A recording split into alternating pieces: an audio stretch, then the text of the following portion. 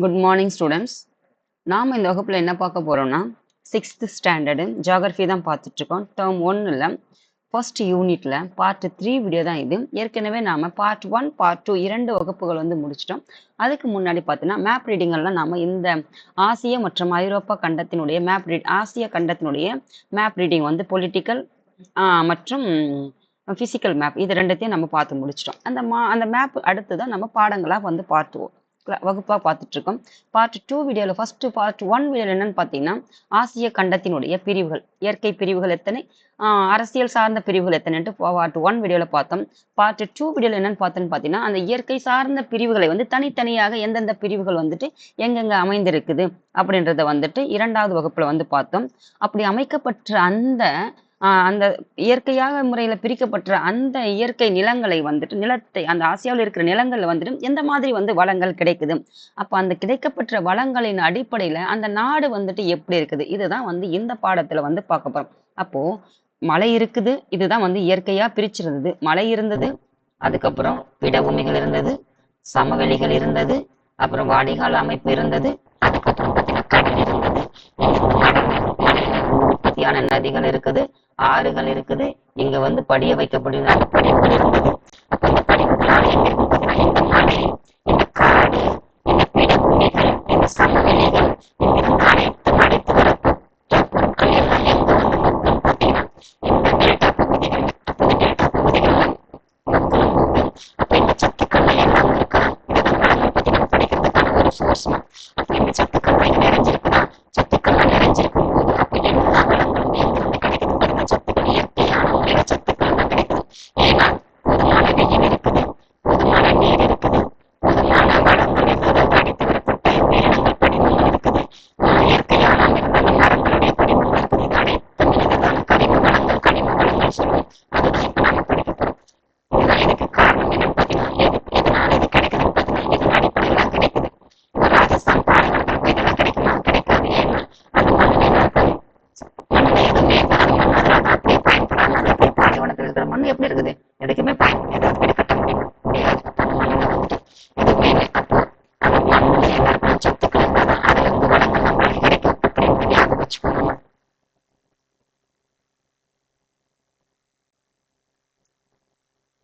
ஆசியாவின் வள ஆதாரங்களும் பொருளாதார நடவடிக்கைகளும் வளங்கள் எப்படி ஆசியா என்ற கண்டத்துல கிடைக்குது, அந்த வளங்கள் அந்த மக்களுடைய பொருளாதார நடவடிக்கைகளுக்கு எவ்வாறு துணைபுரியுது, ஆசியாவில் கிடைக்கப்பட்ட வளங்கள் அப்படின்றத இந்த பாடத்துல நம்ம பார்க்க போறோம். நீங்க எப்படி புரிஞ்சுக்கணும்னா ஆசியா என்ற கண்டம் பெருசு, அதுல இருக்கிற மிகப்பெரிய நாடு எதுன்னு பாத்தீங்கன்னா ரஷ்யா. ரஷ்யா என்ற நாடு பாத்தீங்கன்னா பாதி மக்கள் இல்லாத பகுதி போயிடுச்சு, அதில் பாதி மக்கள் தான் வசிக்கிறாங்க. அப்போ அதை விட பாத்தீங்கன்னா மக்கள் தொகை அதிகம் உள்ள நாடு பாத்தீங்கன்னா இந்தியா மற்றும் சீனா. ஏன்னா மக்கள் தொகை வசிக்கக்கூடிய ஏற்ற பகுதியாக இருக்கு எதுன்னு பாத்தீங்கன்னா நம் இந்தியாவும் மற்றும் சீனாவும். இந்த இரண்டு நாடுகள் மக்கள் தொகையில அந்த மக்கள் தொகை ஏற்ற நிலப்பகுதிகளாக இருக்கிறதுனால தான் மக்கள் அவளை உற்பத்தி செய்ய முடியும். நான் சென்ற வகுப்பிலே கொடுத்தேன். அதாவது மக்கள் உற்பத்தி, அதாவது உயிரினங்கள் உற்பத்தி செய்யறதுக்கும் என்ன இருக்கணும், அந்த நாட்டினுடைய தன்மையும் காலநிலையும் வெப்பநிலையும் எல்லாமே ஒரு சூழல் இருந்தால்தான் உயிரினங்களும் உற்பத்தி பண்ண முடியும், அது மனிதனாக இருந்தாலும் சரி. அப்போ மனித வளமும் பெருகிறதுக்கு ஒரு ஏற்ற நிலமாக நம்ம இந்தியாவும் சீனாவும் இருக்கிறதுனாலதான் இந்த ஆசிய கண்டத்தில் 48 நாடுகளையும் தாண்டி இந்த இரண்டு நாடுகள் பார்த்தீங்கன்னா எப்படின்னு பார்த்தீங்கன்னா லீடிங்ல இருக்காங்க மக்கள் தொகையில, உற்பத்தியில. தெரிஞ்சுக்கிட்டீங்களா? அதுக்கப்புறம் அப்ப மக்கள் தொகை அதிகமா இருக்கிறாங்கன்னா அந்த மக்களுக்கு ஏற்றவாறு ஒரு உணவு கொடுக்கணும் இல்லையா, அது யாரோட கடமை, அந்த நாட்டினுடைய கடமை இல்லையா. அப்போ நாட்டினுடைய இப்ப கண்டத்துக்காக போய் கேட்க முடியும், கண்டத்தை தான் பிரிச்சுட்டாங்க. அதிகாரத்தின் அடிப்படையில, நிர்வாகத்தின் அடிப்படையில பிரிச்சுட்டாங்க. அப்போ அந்த நிர்வாகத்தின் அடிப்படையில பிரிக்கப்பட்ட இந்தியாவை அந்த நாட்டுக்கு மக்களுக்கு வளங்களை பிரிச்சு கொடுத்த பொறுப்பு யாருக்கு, அந்த நாட்டினுடைய பிரதமர் ஐயாவுடைய கையில தான் இருக்குது. அப்போ எப்படி நம்ம வீட்டில ஒரு 5 குழந்தைகள் 5 நபர் இருக்கிறாங்களோ அந்த 5 நபருக்கான பொறுப்பு யாருக்கு, அந்த குடும்ப தலைவரான தந்தைக்கு. ஏன்னா இப்போ 5 குழந்தைகள் இருக்கிற அந்த வீட்டினுடைய தந்தைக்கு ஒரு குழந்தையை பட்டினியாகவோ ஒரு குழந்தைக்கு உணவு இல்லாம கொடுக்க முடியுமா, முடியாது தானே. அதே மாதிரிதான் ஆசியா என்ற கண்டத்துல இந்தியா என்ற நாடு மக்கள் தொகை மிகுந்த நாடாக இருக்கிறதுனால அந்த நாட்டுக்கு தேவையான வளங்களை பயன்படுத்தி நபர்களுக்கு என்ன செய்யணும், அந்த வளங்களை பிரித்து கொடுக்க வேண்டியது கடமை யாருன்னா அந்த நாட்டினுடைய பிரதமருக்கு உண்டு. அதனாலதான் அந்தந்த நாடுகளுக்கு சென்று நம்ம நாட்டுல இல்லாத வளங்களை எல்லாம் மற்ற நாடுகளில் இருந்து பொருள் ஈட்டி நம்ம இந்திய மக்களுக்கு நம்ம பொருள்களை வந்து அதாவது பிரிச்சு கொடுக்குறாரு, பகிர்ந்து கொடுக்குறாங்க. அவ்வளவுதான், முடிஞ்சிடுச்சுமா. இப்போ இந்த வளங்களை பத்தி பார்க்கலாம் வாங்க. ஆசியா கனிம வளம். கனிம வளம்னா என்னன்னு பாத்தீங்கன்னா, கனிமம்னா என்ன, கரிமம்னா என்ன, இதை நீங்க தெரிஞ்சுக்கணுமா. கனிமம்னு பாத்தீங்கன்னா ஒரு இயற்கையான முறையில கிடைக்கப்பெற்ற வளங்கள் தான் கனிமம். அதாவது கார்பன் இல்லாதது வந்து கனிம வளம். கரிம வளம்னா என்னன்னு பாத்தீங்கன்னா அந்த உயிரினங்களினுடைய படிமங்கள், எச்சங்கள் இருக்குது இல்லையா, அந்த எச்சங்கத்திலிருந்து கிடைக்கப்பட்டதுதான் வந்து கரிமங்கள். இது வந்துட்டு கார்பன் கலந்த வளங்கள் தான் வந்து கனிமம். இது தெரிஞ்சுக்கிட்டீங்கன்னா உங்களுக்கு கனிமம்னா என்ன, கரிமம்னா என்னன்னு ஒரு வித்தியாசம் தெரிஞ்சுக்கிச்சுன்னா மறக்காது. இப்ப வாங்க, ஆசியா பல்வகையான கனிம வளங்களை கொண்டுள்ளது. இரும்பு, நிலக்கரி, மாங்கனீசு, பாக்சைட், துத்தநாகம், டங்ஸ்டைன், பெட்ரோலியம், தகரம் ஆகியவற்றின் உற்பத்தியில் ஒரு முக்கிய இடத்தை வந்துட்டு பெற்றுள்ளது. எது? இரும்பு, நிலக்கரி, மாங்கனீசு, இது எல்லாமே எங்க இருக்குன்னு பாத்தீங்கன்னா ஆசியா என்ற கண்டத்துல இருக்கு. அப்போ அதுக்கு காரணம் என்னன்னு பாத்தீங்கன்னா மக்கள் வசிக்கக்கூடிய ஒரு பகுதியாக இருக்கக்கூடிய இந்திய நாட்டுல, அந்த ஆசிய கண்டத்துல மக்களே அவ்வளவு பெரிய மிகப்பெரிய நாடான மக்கள் தொகை கொண்ட இந்தியாவும் சீனாவும் இருக்கிற அந்த நாட்டுல மக்களை உற்பத்தி பண்ண முடியுதுன்னா அப்ப அந்த இயற்கையும் அதை சார்ந்து அதே போலதான் இருக்கும். அப்படி ஞாபகம் வச்சுங்க, மறக்காது. அப்ப மற்ற கண்டங்களை காட்டிலும் இந்த கண்டத்துல தான் மக்களும் இருக்காங்கன்னா அப்போ இயற்கையும் வந்துட்டு, அப்போ பொருட்களும் வந்துட்டு இயற்கையான அமைந்த பொருட்களும் உற்பத்தி செய்யக்கூடிய நிலமும் எது இருக்குன்னா இந்த ஆசிய கண்டத்துல இருக்குன்னு ஞாபகம் வச்சுக்கிட்டா மறக்காதுமா. அப்ப பாருங்க, எண்ணெய் மற்றும் இயற்கை வாயு மேற்காசிய நாடுகளில் காணப்படுகிறது. அதாவது இது ஆசிய கண்டம் தான், இது மொத்தமா நான் சொல்றேன்.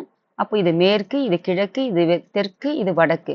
அப்போ இந்த மேற்கு பக்கம் இருக்கிற ஆசிய நாடுகள் இருக்குது இல்லையா, இந்த நாடுகள்ல தான் என்னன்னு சொல்றதுன்னா வளைகுடா நாடுகள்னு சொல்லுவாங்க. நான் அப்புறம் மேப் ஒரு வாட்டி காமிக்கிறோமா, போயிட்டு காமிக்கிறதுனால உங்களுக்கு காலம் தான் விரயமாகுது. அதுக்கப்புறம் பாருங்க, நீங்க கேட்டீங்கன்னா யாராவது அதே மாதிரி காமிச்சு எடுக்க சொன்னா நான் எடுக்கிறேன், எனக்கு ஒன்றும் பிரச்சனை இல்லை. ஆனா வந்துட்டு நீண்ட நேரம் எடுத்துக்குது. இதுல போன வகுப்புலயே இதை முடிக்க வேண்டியது பார்ட் 2லயே முடிக்க வேண்டியது இது பார்ட் 3 வரைக்கும் கொண்டு வந்துருச்சு.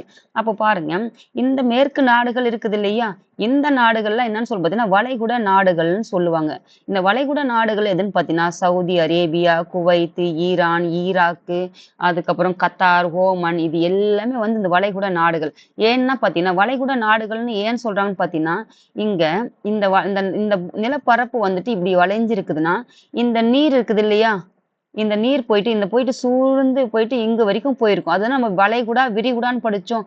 வளைகுடானா என்ன, விரிகுடானா என்னன்னு படிச்சோம். அதாவது விரி என்பது என்னன்னு பாத்தீங்கன்னா நிலப்பகுதி வந்துட்டு அதிகமாகவும் நீர் வந்துட்டு உள்ள போயிட்டு வெளியே வரைக்கும் அந்த பகுதி ஆக்கிரமிச்சிருக்கும்.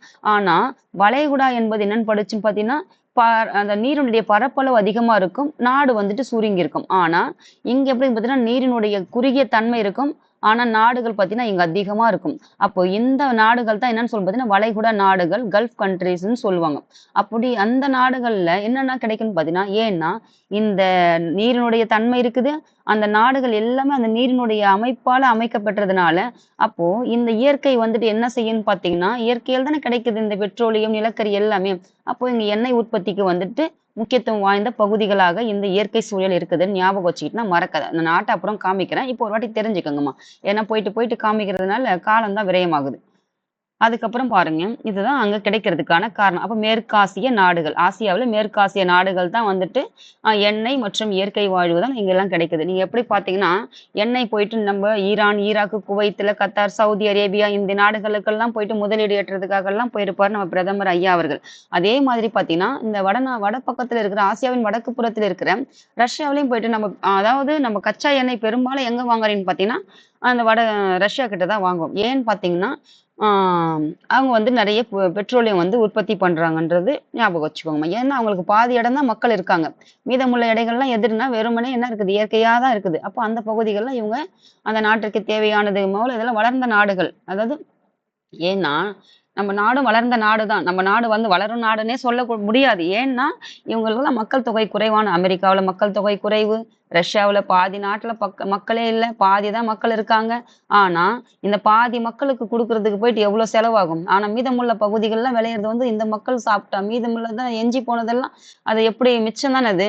ஆனா, நம்ம மக்கள் தொகை எப்படின்னு பார்த்தீங்கன்னா, மிகப்பெரிய பரந்த நாடா இருந்தாலும், அது முழுவதும் அவ்வளோ மக்கள் இருக்காங்க. அப்ப அந்த மக்கள்கள்லாம் அவ்வளோ உணவு பிரிச்சு குடுக்குது. அந்த வளங்களை பயன்படுத்தக்கூடிய மக்கள் இவ்வளோ இருக்கும்போது, நம்ம நாடும் ஒரு மிகப்பெரிய வளர்ந்த நாடு. எல்லாருக்கும் என்ன செய்யுது?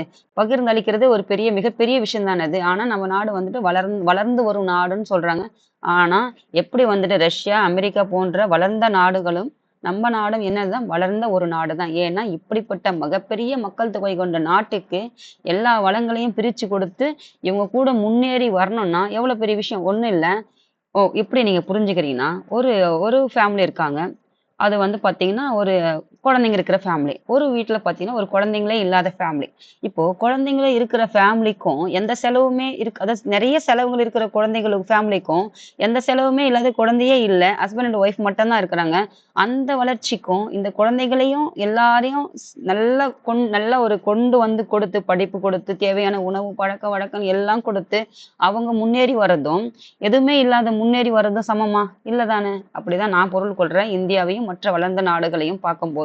அப்போ தனி நம்மள கேட்டா என்ன சொல்லணும்னா, இந்தியாவும் ஒரு வளர்ந்த நாடு தான் அப்படின்னு சொல்லுங்க. அப்போ பாருங்க,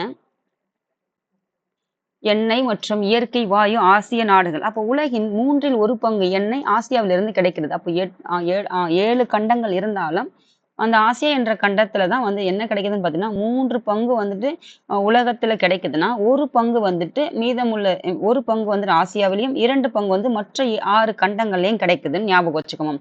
அப்போ மேற்காசிய நாடுகளிலேயே ஈரானில் குறிப்பிடத்தக்க அளவில் கனிம வளங்கள் காணப்படுகிறது. ஆசியாவில் காணப்படும் முக்கிய கனிம வளங்களாவன. அதாவது இந்த ஆசியாவில தான் வந்து உலகத்தில 1 பங்கு எங்கன்னா ஆசியா கண்டத்துல கிடைக்குது. ஆனா மேற்கு ஆசியான்னு சொன்னேன்ல இந்த வளைகுடா நாடுகள்ல, அந்த இடத்துல பார்த்தீங்கன்னா, ஈரான் என்ற ஒரு நாட்டுல மட்டும் கனிம வளங்கள் ஒரு குறிப்பிடத்தக்க அளவில் வந்து கிடைக்குதுன்றாங்க.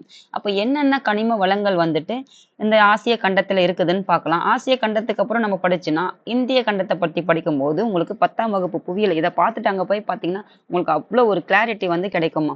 பாருங்க இரும்புத்தாது. இரும்பு வந்து எதனால கிடைக்குதுன்னா, மழை இருக்குது, மரங்கள்லாம் அடிச்சு வரப்பட்ட இலை மக்குகள் இருக்குது.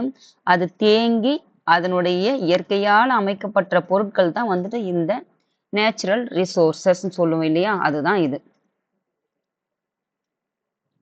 அதுக்கப்புறம் பாருங்க, உலகிலேயே மிக அதிகமான இரும்புத்தாது வளத்தை ஆசியா கொண்டுள்ளது. அப்போ அதிகமான ஆசியா தான் வந்துட்டு இரும்புத்தாது வந்துட்டு அதிகமா வச்சிருக்குது. அதுல யாருன்னு பார்த்தீங்கன்னா, சீனா மற்றும் இந்தியா அதிக இரும்புத்தாது இருப்பு உள்ள நாடுகள். ரொம்ப வந்துட்டு ஸ்டோர் பண்ணி வச்சுக்கிற நாடு எதுன்னு பார்த்தீங்கன்னா, ஆசியா தான் வந்து இரும்புத்தாது உலகிலேயே அதிகம். ஏன்னா 2ல 1 பங்குன்னு சொல்லிட்டோம்.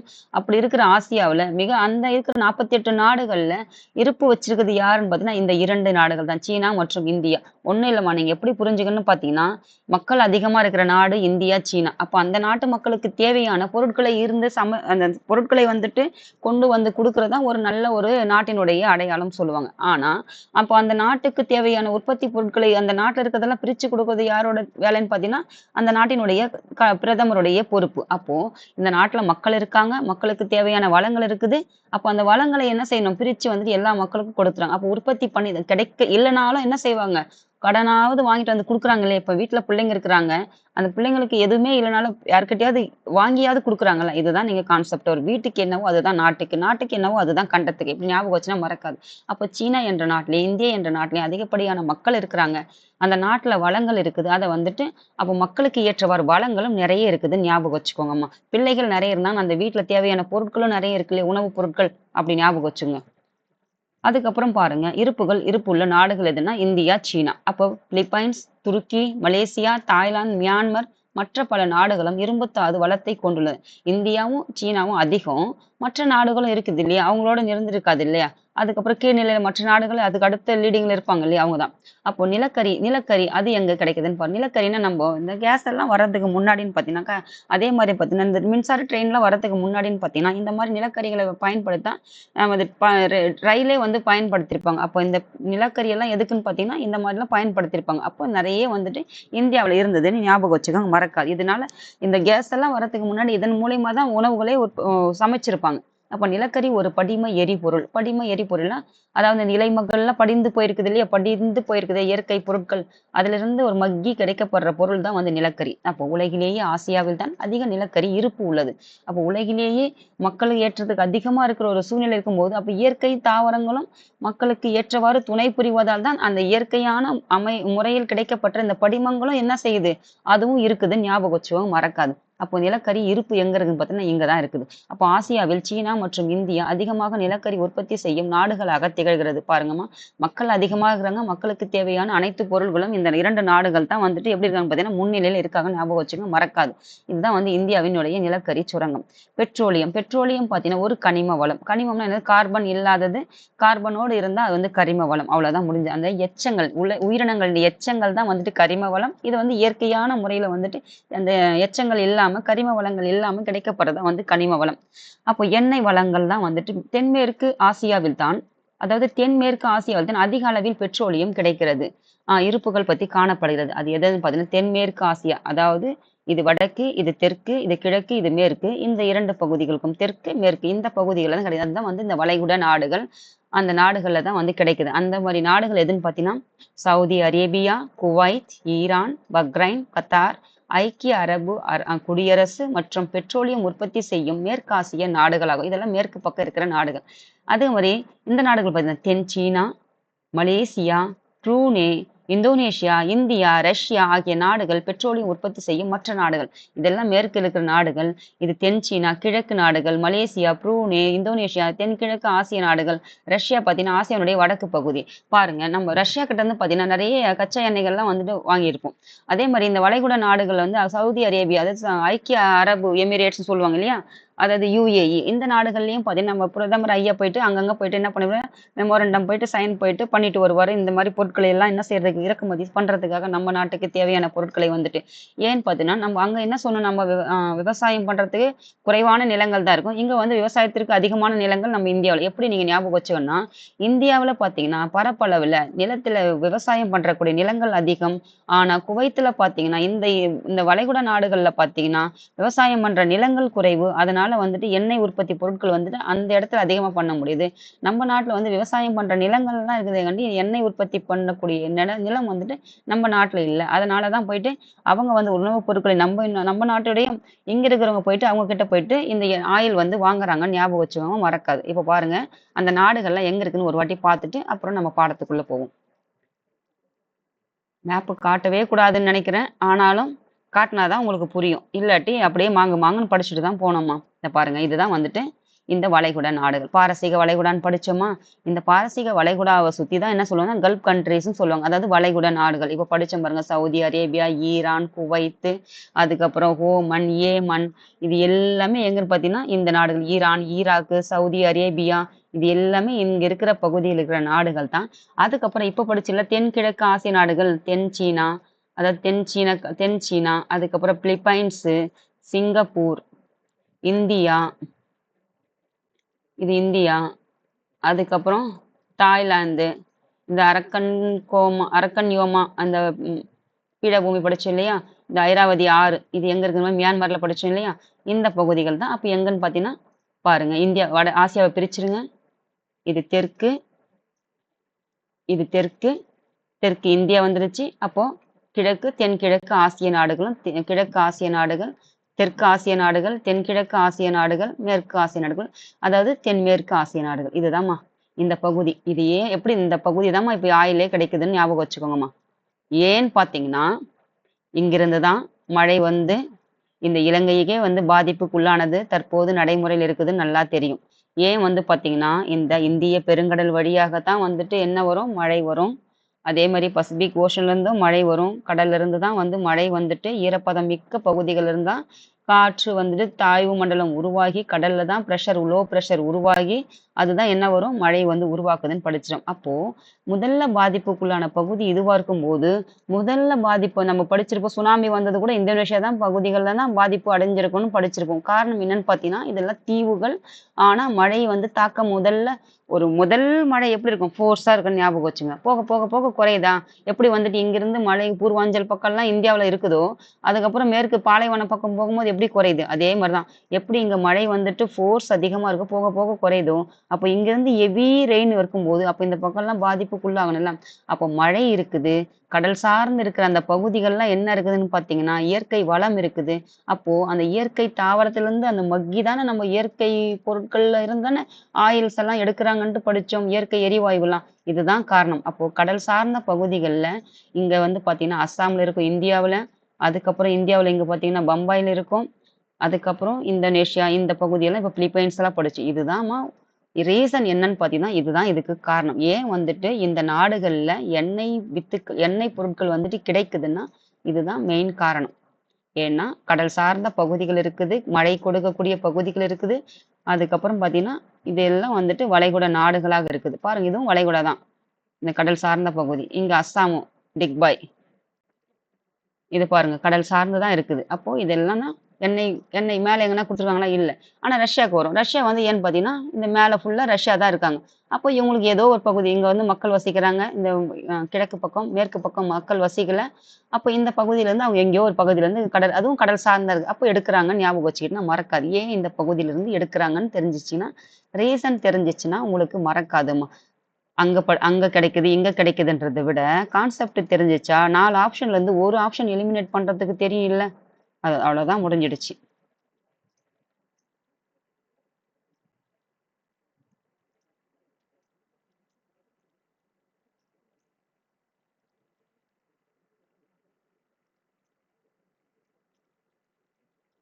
இப்ப பாருங்கம்மா. இரும்புத்தாது படிச்சுட்டோமா? நிலக்கரி படிச்சுட்டோமா? இப்போ பெட்ரோலியம். நிலக்கரி பாருங்க. இது வந்துட்டு நம்ம பெட்ரோலியம் படிச்சோம். நிலக்கரி பாருங்க. நிலக்கரி ஒரு படிம எரிபொருள். அதுவும் எப்படின்னா, அந்த இயற்கை படிந்து அதுலேருந்து எரியக்கூடிய பொருட்கள் தான் இது படிச்சுட்டோம். இத படிச்சுட்டோம். அப்புறம் வேளாண்மை பாருங்கம்மா. இதுங்க இருங்க. விட்டுட்டேன் நானு. அதனால மேப் போயிட்டாங்க விட்டு மறந்துடுறீங்க. பாக்சைட்னா என்னது? இந்த அலுமினிய பொருட்கள் உற்பத்தி செய்யக்கூடிய அது அது இதுலேருந்து தான் பாக்சைட் எடுக்குறாங்கன்ட்டு படிச்சிருப்போம். இது இந்தியாவுல எங்கன்னு பாருங்க. அதுக்கப்புறம் இந்தியா மற்றும் இந்தோனேஷியா நாடுகள்ல இந்தோனேஷியா இப்ப பார்த்தேன் இல்லையா? இந்தியாவிலயும், இந்தோனேஷியாவிலும் தான் இந்த நாடுகள்ல தான் கிடைக்குது. உலகிலேயே அதிக அளவில் மைக்கா வினை உற்பத்தி செய்கிற எதுன்னு பார்த்தீங்கன்னா இந்தியா. அப்போ மைக்கா நம்ம எங்க படிச்சிருப்போம்? இந்த கரண்ட் கம்பத்துலலாம் வச்சிருப்பாங்க பார்த்தீங்களா? ஒரு மெரூன் கலர்ல அதுதான் வந்து மைக்கா. அதுதான் வந்துட்டு கரண்ட்டுக்கு வந்து மின்சாரம் வந்து இதுல இருக்காதுன்னு சொல்லுவாங்க. அப்போ மைக்கா வினை உற்பத்தி செய்கிறது எதுன்னு பார்த்தீங்கன்னா இந்தியா. அப்போ மியான்மர், தாய்லாந்து, மலேசியா, இந்தோனேஷியா, தகரம் இதெல்லாம் வந்து எங்கன்னு பார்த்தீங்கன்னா இந்த கிழக்கு இருக்கிற பக்கம். அதுக்கப்புறம் வந்துட்டு தென்கிழக்கு ஆசிய நாடுகள்ல தான் இருக்கும். அப்போ இந்த நாடுகள் அதாவது கிழக்கு மற்றும் தென்கிழக்கு இந்த இருக்கிற தென்கிழக்கு ஆசிய நாடுகள் இந்த நாடுகள்ல தான் என்ன கிடைக்குது? தகரம் கிடைக்குதுன்னு ஞாபகம் வச்சுக்கோங்கம்மா. தகரம் எல்லாம் தண்ணியில தான் கிடைக்குதுன்னு ஞாபகம் வச்சுக்கோங்க. தகரம் ஏன்னா அதெல்லாம் எங்கன்னு பார்த்தீங்கன்னா இதெல்லாம் கடல் சார்ந்து இருக்கிற நாடுகள். அப்போ தகரம் வந்து தண்ணியில கிடைக்குது. அதுக்கப்புறம் வேளாண்மை. விவசாயம் பார்த்தீங்கன்னா வேளாண்மை பார்த்தீங்கன்னா ஆசியாவின் மொத்த பரப்பளவில் சுமார் 18% மட்டுமே வேளாண்மைக்கு ஏற்ற நிலமாக காணப்படுகிறது. மொத்தம் எத்தனை சதவீதம் பார்த்தோம்? ஆசியா 30% படிச்சோம். அப்போ 30%ல 18% தான் வந்து விவசாயத்திற்கு ஏற்ற லேண்டா இருக்கும்போது மீதமுள்ள என்ன பார்த்தீங்கன்னா 12% எதுன்னு பார்த்தீங்கன்னா வேஸ்ட் லேண்ட். அவ்வளோதான் முடிஞ்சிருச்சுமா. அப்போ 30% வந்துட்டு 18 தான் விவசாயத்திற்கு ஏற்றது. மீதம் உள்ளது என்ன செய்ய முடியாதுன்னா விவசாயத்திற்கு ஏற்ற நிலங்கள் இல்ல. அப்ப அதெல்லாம் என்னவாகுதுன்னு பார்த்தீங்கன்னா, ஒண்ணு வந்துட்டு காடா இருக்கலாம், மலையா இருக்கலாம், அதுக்கப்புறம் வந்து பாலைவனமாக இருக்கலாம், அதுக்கப்புறம் சதுப்பு நிலங்களாக எது வேணா இருக்கட்டும். ஆனா வந்துட்டு மக்கள் வசிக்கக்கூடிய பகுதிகளாக இருக்கலாம். ஆனா விவசாயம் பண்றதுக்கு 18%, மீதம் 12% இது எல்லாமே இருக்கலாம். அதுக்கப்புறம் ஆசிய மக்களின் முதன்மையான தொழில் எதுன்னு பார்த்தீங்கன்னா வேளாண்மை. அப்போ ஆசியாவில் இருக்கிற மக்களுடைய தொழில் எதுன்னு பார்த்தீங்கன்னா ஏன்னா காலநிலை எல்லாமே அவங்களுக்கு என்ன இருக்குது? ஒரு சப்போர்ட்டிவா இருக்குது. அதனால அவங்களால விவசாயம் பண்ண முடியுது. மத்த நாடுகளை காட்டிலும், மத்த கண்டங்களை காட்டிலும். அப்போ ஆசிய மக்கள் அப்ப இதே மாதிரி சிந்துவெளி மக்களுடைய முதன்மையான தொழில் எதுன்னு பார்த்தீங்கன்னா விவசாயம். அதே மாதிரி ஆரியர்களுடைய அவங்க அந்த மக்களுடைய முதன்மையான தொழில் பார்த்தீங்கன்னா ஆடு மாடு மேய்த்தல்னு படிச்சிருப்போம். இதெல்லாம் நீங்க இப்படி இப்படி தெரிஞ்சு அங்கங்க லிங்க் பண்ணி வச்சுக்கிட்டா மறக்காதுமா. அப்போ தென்கிழக்கு ஆசியா அதாவது தெற்கு தென்கிழக்கு, அதுக்கப்புறம் கிழக்கு பாருங்க, தெற்கு, அதுக்கப்புறம் கிழக்கு, இந்த தென்கிழக்கு, இந்த 2 பகுதி ஆற்று பள்ளத்தாக்குகள் செழுமையான வண்டல் மண் நிலங்களாகும். இதெல்லாம் படிச்சு இல்லையா? ஏன் வந்துட்டு இந்த பகுதிகள்லாம் வளமா இருக்கிறதுக்கு காரணம்னு பார்த்தீங்கன்னா, மழைநீர் மற்றும் ஆறுகள் அந்த ஆறினுடைய படிமங்கள், கடல் நீருடைய சதுப்பு பகுதியில போயிட்டு கலக்கிற அந்த டெல்டா. அப்ப அந்த டெல்டா பகுதியெல்லாம் எப்படி இருக்குன்னு பார்த்தீங்கன்னா, சத்தான பகுதிகளாக இருக்குது. அப்ப இதெல்லாம் வந்து நம்ம படிச்சு தஞ்சாவூர் தமிழ்நாட்டுல தஞ்சை டெல்டா வந்துட்டு அந்த எதனுடைய பார்த்தீங்கன்னா, காவேரி ஆற்றினுடைய வடிகால் அமைப்பு பகுதியில தான் வந்து விவசாயம் வந்து நிறைய நடைபெறுது. அரிசி கிண்ணம் எல்லாம் படிச்சிருப்போம். அப்போ அந்த காரணம் என்னன்னு பார்த்தீங்கன்னா, இப்போ மலையில இருக்குது, பீடபூமிகள் இருக்குது, சமவெளிகள் இருக்குது. அதுக்கப்புறம் எதுன்னு பார்த்தீங்கன்னா, ஆறுகள்லாம் படிய வைக்கப்படுது. எங்க வந்து படிய வைக்கப்படுதுன்னா, இந்த இந்த டெல்டா பகுதிகள்ல. அதுக்கப்புறம் டெல்டா பகுதிகள படிய வச்சுதான் எங்க போகுதுன்னா, கடல்ல போய் கலக்குது. அப்போ இந்த ஆறுக்கும் இந்த கடலுக்கும் இடைப்பட்ட பகுதி எதுன்னு பார்த்தீங்கன்னா, இந்த டெல்டா. அப்போ இந்த நீரும் இருக்கிற அந்த பகுதி எப்படி செழிப்பா தானே இருக்கும். அதை தான் இங்க குடுத்துருக்காங்கம்மா. இதெல்லாம் நீங்க 10th புக்க போய் பாருங்க. 10th நம்ம கிளாஸ் எடுத்திருப்போம் பாருங்க. அத பார்த்தீங்கன்னா, உங்களுக்கு இந்த புவியியல் வந்துட்டு அவ்வளோ ஒரு இந்தியா பத்தி தெரிஞ்சுக்கலாம். இந்த ஆசியா மேப்ப தெரிஞ்சுக்கணும், இந்தியாவ தெரிஞ்சுக்கலாம். இந்தியாவ தெரிஞ்சா தமிழ்நாட்டுல தெரிஞ்சுக்கலாம். அவ்வளோதான். வேறுபடும். ஆனா ஆசியா என்ற கண்டத்துல ஓரளவுக்கு ஒரு 70% பார்த்தீங்கன்னா, ஒரே மாரி ஒரு சூழல் தான் இருக்கு. இயற்கை சூழல் வந்துட்டு. அப்ப ஆசிய மக்களினுடைய முதன்மையான தொழில் பார்த்துட்டு வண்டல் மண் வந்து நிலம் தான் வந்துட்டு விவசாயத்திற்கு ஏற்றமான இருக்குதாம். அதுக்கப்புறம் ஆற்று சமவெளிகளில் தீவிர வேளாண்மை வந்து நடைபெறுது. ஏன்னா அந்த அந்த பகுதியில தான் வந்து எப்படி இருந்ததுன்னா, வேளாண்மை வந்துட்டு தீவிரமா இருக்குது. மற்ற பகுதிகளை காட்டிலும். அப்படின்னு இப்ப ஏன்னா அது வளங்கள் நிறைந்த பகுதின்னு படிச்சிட்டோம். அப்ப இருப்பினும் ஆசியாவின் சில பகுதிகள் வேளாண்மை செய்ய உகந்தவை அல்ல. மீதமுள்ள 12% என்னவா இருக்கலாம்? அது காடா இருக்கலாம், மக்கள் வசிக்கக்கூடிய பகுதி, ஏதாவது இருக்கலாம், பாலைவனமா கூட இருக்கலாம். அதனால மிச்சம் உள்ளது வேஸ்ட் லேண்ட். அவ்வளவுதான், முடிஞ்சிச்சுமா. அதுக்கப்புறம் ஆசியாவிலேயே அதிக பயிர் சாகுபடி செய்ய ஏற்ற நிலப்பரப்பை கொண்டுள்ள நாடு எதுன்னு பார்த்தீங்கன்னா, இந்தியா ஆகும். அப்போ மொத்தம் 48 நாடுகள் இருக்குது. அப்ப 48 நாடுகளிலேயே விவசாயம் பண்ணக்கூடிய ஏற்றவழி நாடு எதுன்னு பார்த்தீங்கன்னா, இந்தியா. அந்த அளவுக்கு வந்துட்டு நம்முடைய காலநிலையும் எல்லாமும் நில அமைப்பும் வந்துட்டு இந்தியாவில தான் நல்லாவே இருக்குதுனால, அப்போ விவசாயத்திற்கு ஏற்ற நிலமாக எது இருக்குன்னா, இந்த ஆசியா என்ற நாட்டுல கண்டத்துல இந்தியா இருக்குதுன்னு ஞாபகிச்சுக்கணுமா.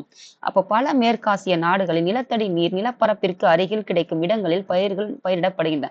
அந்த மேற்காசிய நாடுகள் படிச்சோம்னா, கல்ஃப் கண்ட்ரிஸ் எல்லாம் படிச்சோம்னா, வளைகுடா நாடுகள். இந்த வளைகுடா நாடுகள்லாம் என்ன செய்யறான்னு பார்த்தீங்கன்னா, நிலத்தடி நீர் எங்க நிலப்பரப்பிற்கு பக்கத்துல இருக்குதோ, நிலப்பரப்பு இருக்குது, விவசாயம் பண்ற நிலப்பரப்பு, அங்க நீர் இருந்துச்சுன்னா மட்டும்தான் விவசாயம் பண்ணும். மத்த இடத்துலலாம் பண்ண மாட்டாங்க. மத்த இடத்துல என்ன இருக்கும் பார்த்தீங்கன்னா, அந்த அதாவது ஆயில் வந்துட்டு அங்க வந்து ப்ரொடியூஸ் பண்றாங்கன்னு ஞாபகம் வச்சுக்கோங்க. அப்போ எண்ணெய்கள் வந்து எடுக்குறாங்கன்னு ஞாபகம் வச்சுக்கோங்க. அதெல்லாம் வளைகுடா நாட்டுல. அப்ப ஈராக் என்ற நாடும் வளைகுடா நாடுகளா தான் இருக்குது. அப்ப ஈராக் என்ற நாட்டுல வேளாண்மை நடவடிக்கைகள் பார்த்தீங்கன்னா, மழை பொழிவு மற்றும் யூப்ரட்டிஸ் மற்றும் டைக்ரிஸ் ஆறுகளிலிருந்து பெறப்படும் நீரினை பொறுத்து அமைகிறது. இது எல்லாம் எப்படி சொன்னா, விவசாயத்திற்கு எந்த மாதிரி வந்து இந்த ஆசிய கண்டத்தில் இருக்கிற நாடுகள் வந்துட்டு நில அமைப்பை வந்து பெற்றிருக்குது. எக்ஸ்ட்ரீம் லெவல்ல விவசாயம் பண்ற நாடு எதுன்னு பார்த்தீங்கன்னா, இந்தியா. அது ஆசியாவிலேயே. அதுக்கப்புறம் 2வது எதுன்னு பார்த்தீங்கன்னா, மேற்காசிய நாடுகள்ல அந்த நீர் அந்த லேண்ட் எங்க இருக்குதோ அந்த லேண்டை சுத்தி இருக்கிற அந்த நீரை பேஸ் பண்ணி தான் இருக்குதுன்னு சொல்லிட்டாங்க. 3வதா என்ன சொல்றாங்கன்னு பார்த்தீங்கன்னா, ஈரான் என்ற நாட்டை வந்துட்டு ஒண்ணு மழை இருக்கணும், இல்லைன்னு பார்த்தீங்கன்னா அந்த யூப்ரட்டிஸ் டைக்ரிஸ் என்ற ஆறு இருக்கணும். இந்த 2 ஆறுகள்ல இருந்து அந்த மழையில இருந்து நம்பி அந்த விவசாயம் நடைபெறுது ஆசிய கண்டத்துல. மற்ற பகுதிகள்லாம் இல்ல அவ்வளவான்னு சொல்லிட்டாங்க. அப்போ விவசாயம் நடைபெறுது அது எந்த மாதிரி வந்து விவசாயம் பண்றாங்க இதை தெரிஞ்சுக்கலாம். அப்ப இதை தான் இங்க கொடுத்துருக்காங்க. அப்போ ஆசியாவின் முக்கிய உணவு பயிர் எதுன்னு பார்த்தீங்கன்னா, நெல் மற்றும் கோதுமை. ஏன்னு பார்த்தீங்கன்னா, ஆசிய மக்கள் நம்ம எங்க இருக்கோம்? ஆசியாவில தான் இருக்கு. இந்தியா எங்க இருக்கும்? ஆசியா. நம்ம என்ன சாப்பிடுறோம் பெரும்பாலும்? இப்போ வடக்கு, தெற்கு. தெற்கு முழுவதும் என்ன சாப்பிடுறாங்க? அரிசி தான் சாப்பிடுறாங்க. வடக்கு முழுவதும் என்ன சாப்பிடுறாங்க? கோதுமை தான் சாப்பிடுறாங்க. இந்த பக்கம் எல்லாம் கோதுமை. இதுல இருந்து பாதி பார்த்தீங்கன்னா 2மே மிங்கிலா சாப்பிடுவாங்க. இதுல இருந்தும் கொஞ்சம் எடுத்துப்பாங்க, இவங்களுடைய பழக்கத்தையும் எடுத்துப்பாங்க. ஏன்னா, இந்த மத்தியில இருக்கவங்க என்ன பார்த்தீங்கன்னா, இந்த கலாச்சாரத்தையும் பின்பற்றுவாங்க, இந்த கலாச்சாரத்தையும் பின்பற்றுவாங்க.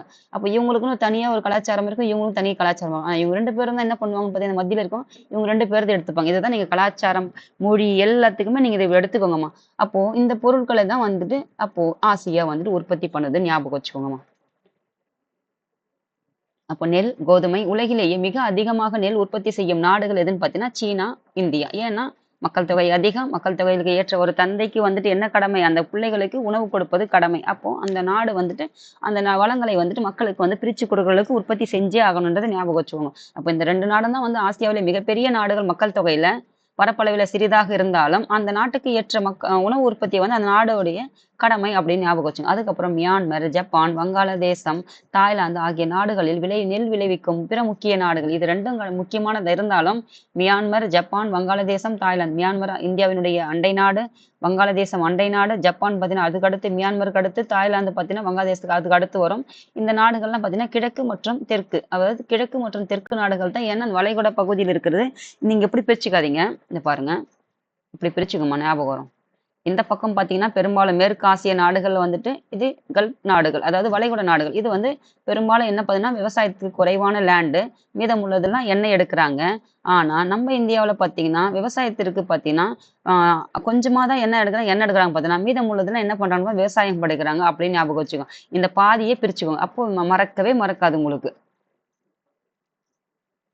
இப்போ அதாவது இந்த வளைகுடா நாடுகளுக்கெல்லாம் நம்ம மோடி ஐயா போயிட்டு என்ன பண்ணுவாருன்னு பார்த்தீங்கன்னா, போயிட்டு இதெல்லாம் அக்ரிமெண்ட்லாம் சைன் பண்ணிட்டு வருவார். மெமோலாம், அந்த மெமோரண்டம் எல்லாம் போயிட்டு பண்ணிட்டு வந்து என்ன செய்வாருன்னு பார்த்தீங்கன்னா,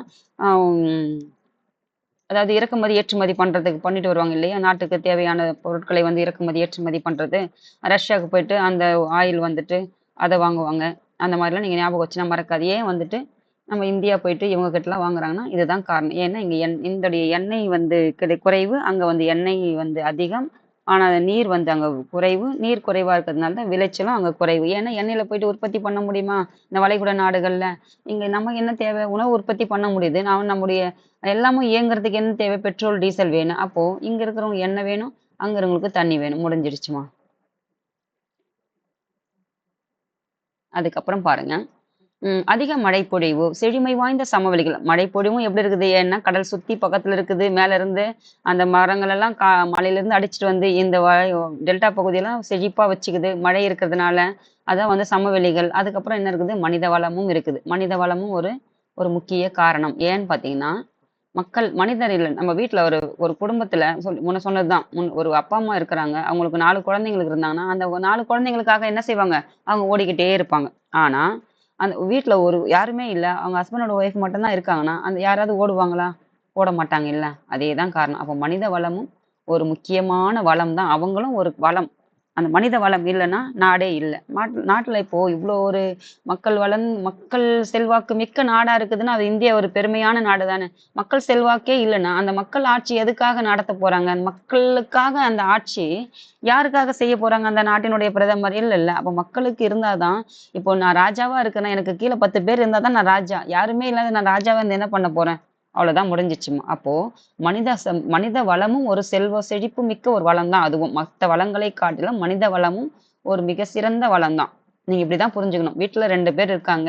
யாருமே இல்லாதவங்க இருக்காங்க. இருக்கிறவங்க இருக்கிறாங்க. குழந்தைங்க இருக்கிறாங்க. அப்ப அந்த வீட்டோட செல்வம் நிலை எப்படி இருக்கும்? யாருமே இல்லாத அந்த வீட்டினுடைய செல்வாக்கு எப்படி இருக்கும்? என்னதான் இருந்தாலும் வெறுமனே தான் அந்த வீடோடைய வாழ்க்கை இருக்கும். ஆனா இந்த வீடு பாருங்கன்னா, மக்கள் நிறைய குழந்தைகள் இருந்தாலும் அந்த வீட்டினுடைய செல்வாக்கு எப்படி இருக்குன்னு பாருங்க. அப்போ அதே மாதிரிதான் நம்ம நாட்டுக்கும். பாருங்க. அதிக மழைப்பொழிவு இதெல்லாம் படிச்சுட்டோமா? அதுக்கப்புறம் மனித வளம் ஆகியவற்றை பெற்றிருப்பதால் பருவமழையும் பார்த்தீங்கன்னா, ஆசிய பகுதிகள் வந்து நெல் விளைய ஏற்ற பகுதிகளாக இருக்கிறது.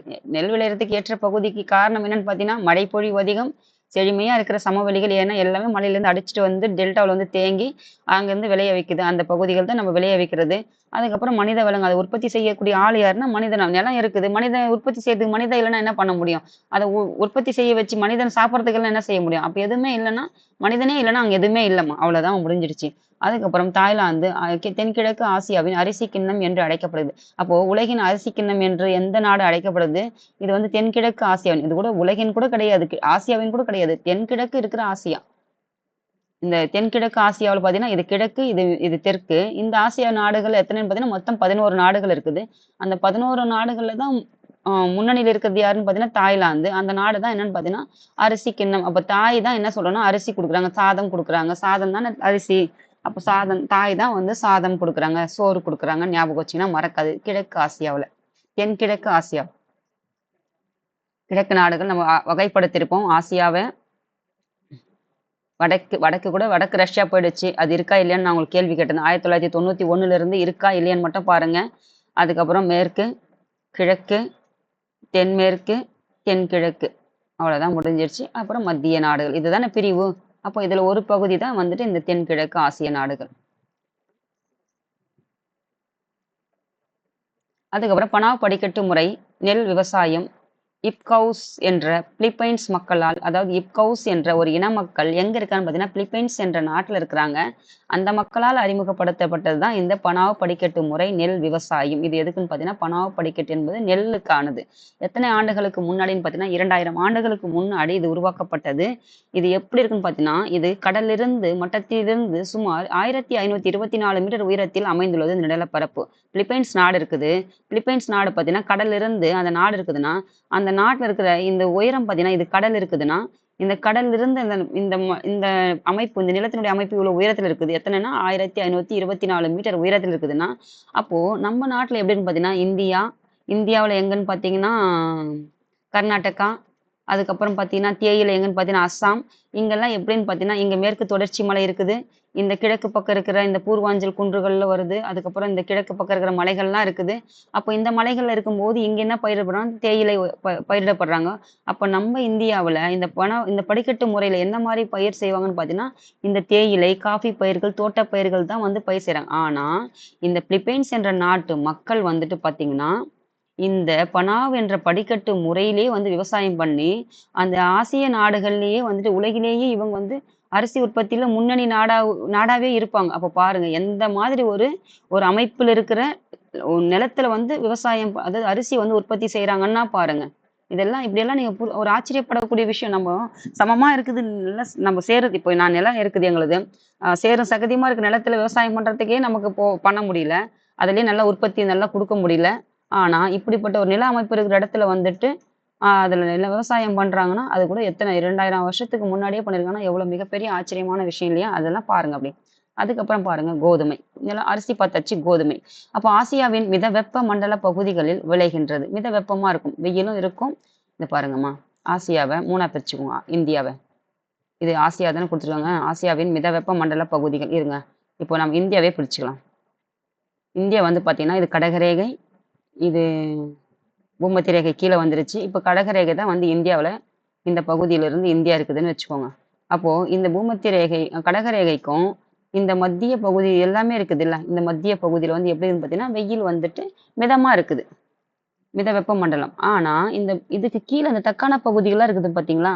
அங்க பார்த்தீங்கன்னா அதிகமா இருக்கும். அதுக்கு கீழ இந்த கேரளா பகுதிகள்லாம் இருக்கு பார்த்தீங்கன்னா, இது வந்து எப்படி நம்ம சராசரியா படிச்சிருப்போம். இந்த கேரளா பகுதியெல்லாம் வந்துட்டு எப்பவுமே ஒரே சீரான காலநிலைன்னு சொல்லிட்டு 10வது புத்தகம் படிக்கும்போது படிச்சிருப்போம்.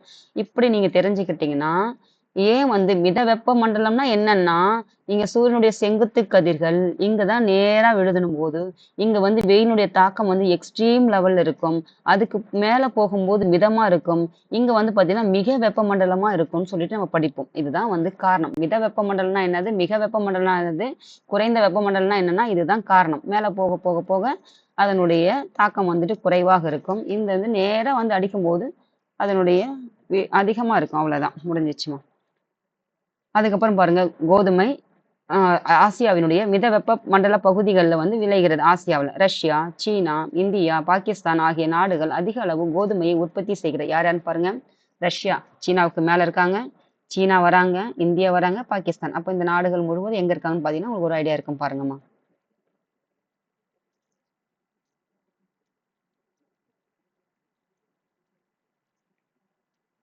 பாருங்க ரஷ்யா பாருங்க ஆசியாவிலே பாதி பிடிச்சி வச்சிருக்காங்க. ரஷ்யா,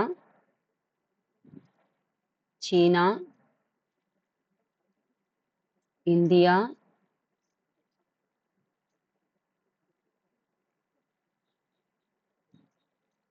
பாகிஸ்தானே காணாம இருப்பான். பாருங்க பாகிஸ்தான். அவ்வளவுதான். இந்த நாடு தான் என்னதுன்னு பாத்தீங்கன்னா கோதுமை உற்பத்தியில இருக்காங்க.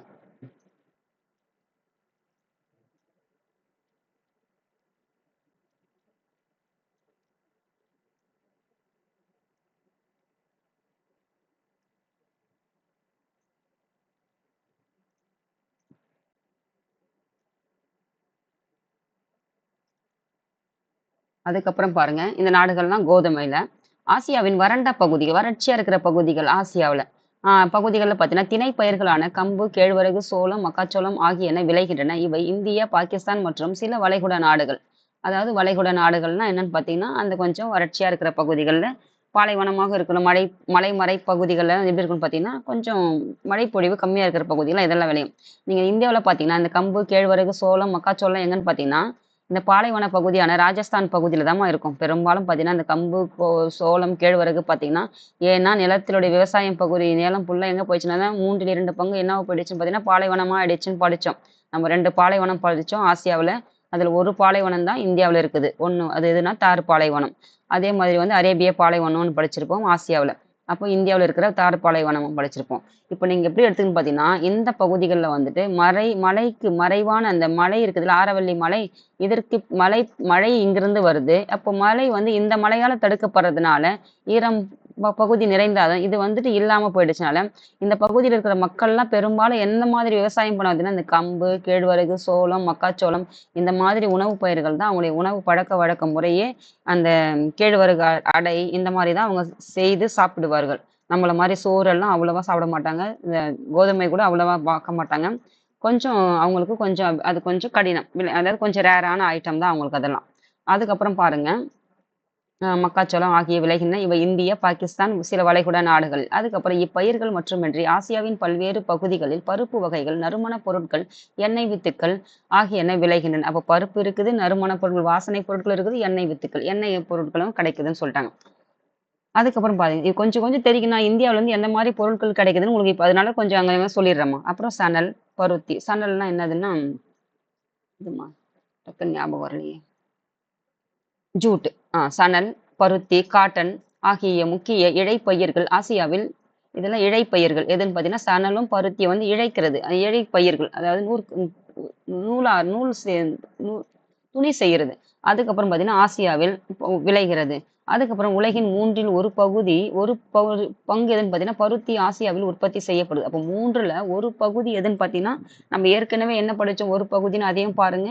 இங்க வந்துட்டு 3ல் ஒரு பகுதி எதுன்னு பார்த்தீங்கன்னா, ஆசியாவுல வந்துட்டு பருத்தி வந்துட்டு உற்பத்தி பண்றாங்க. ஆசியாவில் அதிக உற்பத்தி செய்யும் நாடுகள் எதுன்னு பார்த்தீங்கன்னா, பருத்தி வந்துட்டு சீனா, இந்தியா, ரஷ்யா, கஜகஸ்தான். இது எல்லாம் வந்துட்டு சீனா, இந்தியா, ரஷ்யா. இது பாருங்க. ரஷ்யா வந்துருச்சு, சீனா வந்துருச்சு, இந்தியா வந்துருச்சு. அப்படியே அடுத்தடுத்து வர நாடுகள்லாம் எங்க இருக்குன்னா ரஷ்யாவுல இருக்குது, ஆசியாவுல இருக்குது. இந்த நாடுகள்லாம் எதுன்னு பார்த்தீங்கன்னா, பருத்தி உற்பத்தி செய்யக்கூடிய முன்னணியில் இருக்கிற நாடுகள். அதுக்கப்புறம் கஜகிஸ்தான் வந்துட்டு மத்திய ஆசியாவில் வரக்கூடிய ஒரு நாடு. இதை எப்படி தெரிஞ்சுக்கணுமா? இதெல்லாம் எதுக்குன்னு பார்த்தீங்கன்னா, காட்டனுக்கு, பருத்தி.